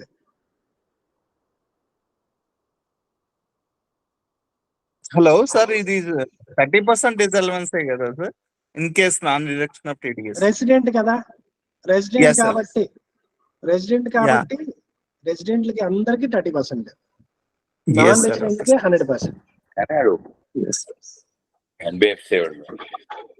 But ఇది ఎవరు కూడా ఇప్పుడు బోల్డ్ అని ఎన్బిఎఫ్సిలు ఆ కంపెనీల చుట్టూ తిరిగి బోల్డ్ అని లోన్లు ఇస్తున్నాయి సార్. వాడెవడో కనీసం స్టేట్మెంట్లు కూడా ఇవ్వట్లేదు, వీళ్ళు టీడీఎస్ చేయట్లేదు. అది చాలా హ్యూజ్ అమౌంట్ ఉంటుంది. అది నాన్ కంప్లైన్స్ సార్. నేను లారీ ఎగ్జాంపుల్ ఎందుకు చెప్పానంటే మొన్నే ఒక 10 crores ఫ్రైట్ రిసీట్స్ ఉండి జిఎస్టి ఫార్వర్డ్ ఛార్జ్ లో ఉన్న అతను ఫినాన్షియల్ స్టేట్మెంట్స్ టాలీలో వాళ్ళు 10 లారీలో ఏమో కొన్నారు, 10-15 లారీలు కొన్నారు ఫైనాన్స్ లో. ఓకే, ఇవన్నీ ఎన్బిఎఫ్సిఏ. ఈ లారీ ఫైనాన్స్ జనరల్ గా ఈ పబ్లిక్ సెక్టర్ వాళ్ళు జనరల్ గా వాళ్ళ దగ్గరికి వెళ్ళరు. అవునండి, ఎన్బిఎఫ్సి వాళ్ళే చేస్తారు ఎక్కువ. శ్రీరామ్ ఫైనాన్స్, సుందరం ఫైనాన్స్ వీళ్ళే చేస్తున్నారు. వాళ్ళ దగ్గర టీడీఎస్ తీయలేదు ఆయన వాళ్ళు. టీడీఎస్ తీయకపోతే అంటే లాస్ట్ ఇయర్ ఉంటే మేము ఆటోమేటిక్ గా ఫోన్ చేసి చెప్పేవాళ్ళం every quarter, every month. But ఏమైపోయింది, కొత్తగా వచ్చింది అది. ఇదేంటంటే కనుక ఎవరు తీయరండి, అక్కర్లేదన్నారండి అన్నాడు. అక్కర్లేదంటే ఫోన్ చేయవాళ్ళకంటే వాళ్ళు కూడా అక్కర్లేదని చెప్తున్నారు. కాదు ఇంట్రెస్ట్ చాలా హ్యూజ్ అమౌంట్ ఉంటుంది సార్, అసలు మేజర్ ఎక్స్పెండిచర్. ఎస్ సార్, అవును. ఎందుకంటే లారీయే ఎక్కువ రేటు పెట్టుకుంటారు ఫైనాన్స్ మీద. వాళ్ళ దగ్గర రేట్ ఆఫ్ ఇంట్రెస్ట్ కూడా మళ్ళాగా వాళ్ళకి బ్యాంకులు ఇచ్చినట్టుగా 9-10 ఉండదు, 22% వసూలు చేస్తున్నారు సార్. అవును, ఎక్కువ ఉంటుంది. Correct sir, correct. there is no exemption, it has to be deducted, that's all. Okay sir, thank you. Right. So friends, common meeting అయితే మీకు ఏదో ఇంట్రడక్షన్ థ్యాంక్స్ అన్ని ఉంటాయి సార్. మీ వాలంటరీగా మీరే చెప్పినప్పుడు మీ ఇండివిజువల్ గా ఆన్ బిహాఫ్ ఆఫ్ అందరి తరఫున thank you very much sir. Sir thank you sir. Thank you sir. అంటే జనరల్ గా నాకు కొద్దిగా interest sir to share knowledge, నాకు తెలిసింది. అండ్ ఆల్సో ఇవన్నీ మనకి ఉపయోగపడేటువంటి items sir. It will save our skin. At least కొన్నన్నా సరే మనం ఫాలో అయితే కనుక we can save our skin అనే ఉద్దేశం. కానీ ఇది టైమ్లీ, రవికిషోర్ గారు, it is a timely programme అండి. అవును సార్ కృష్ణప్రసాద్ గారు కరెక్ట్. అదే అందుకనే నేను యాక్చువల్ గా మొన్న మా 2 days అయిన తర్వాత కూడా కరీంనగర్ వెళ్ళాను. రేపు 2వ తారీఖు నెల్లూరు కూడా వెళ్తున్నాను.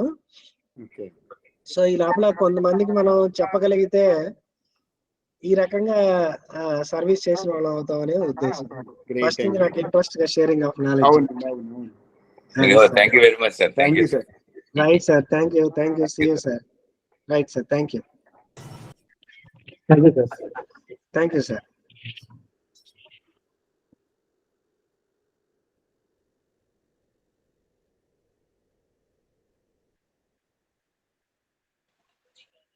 Thank you sir, thank you for the session sir. Thank you, sir.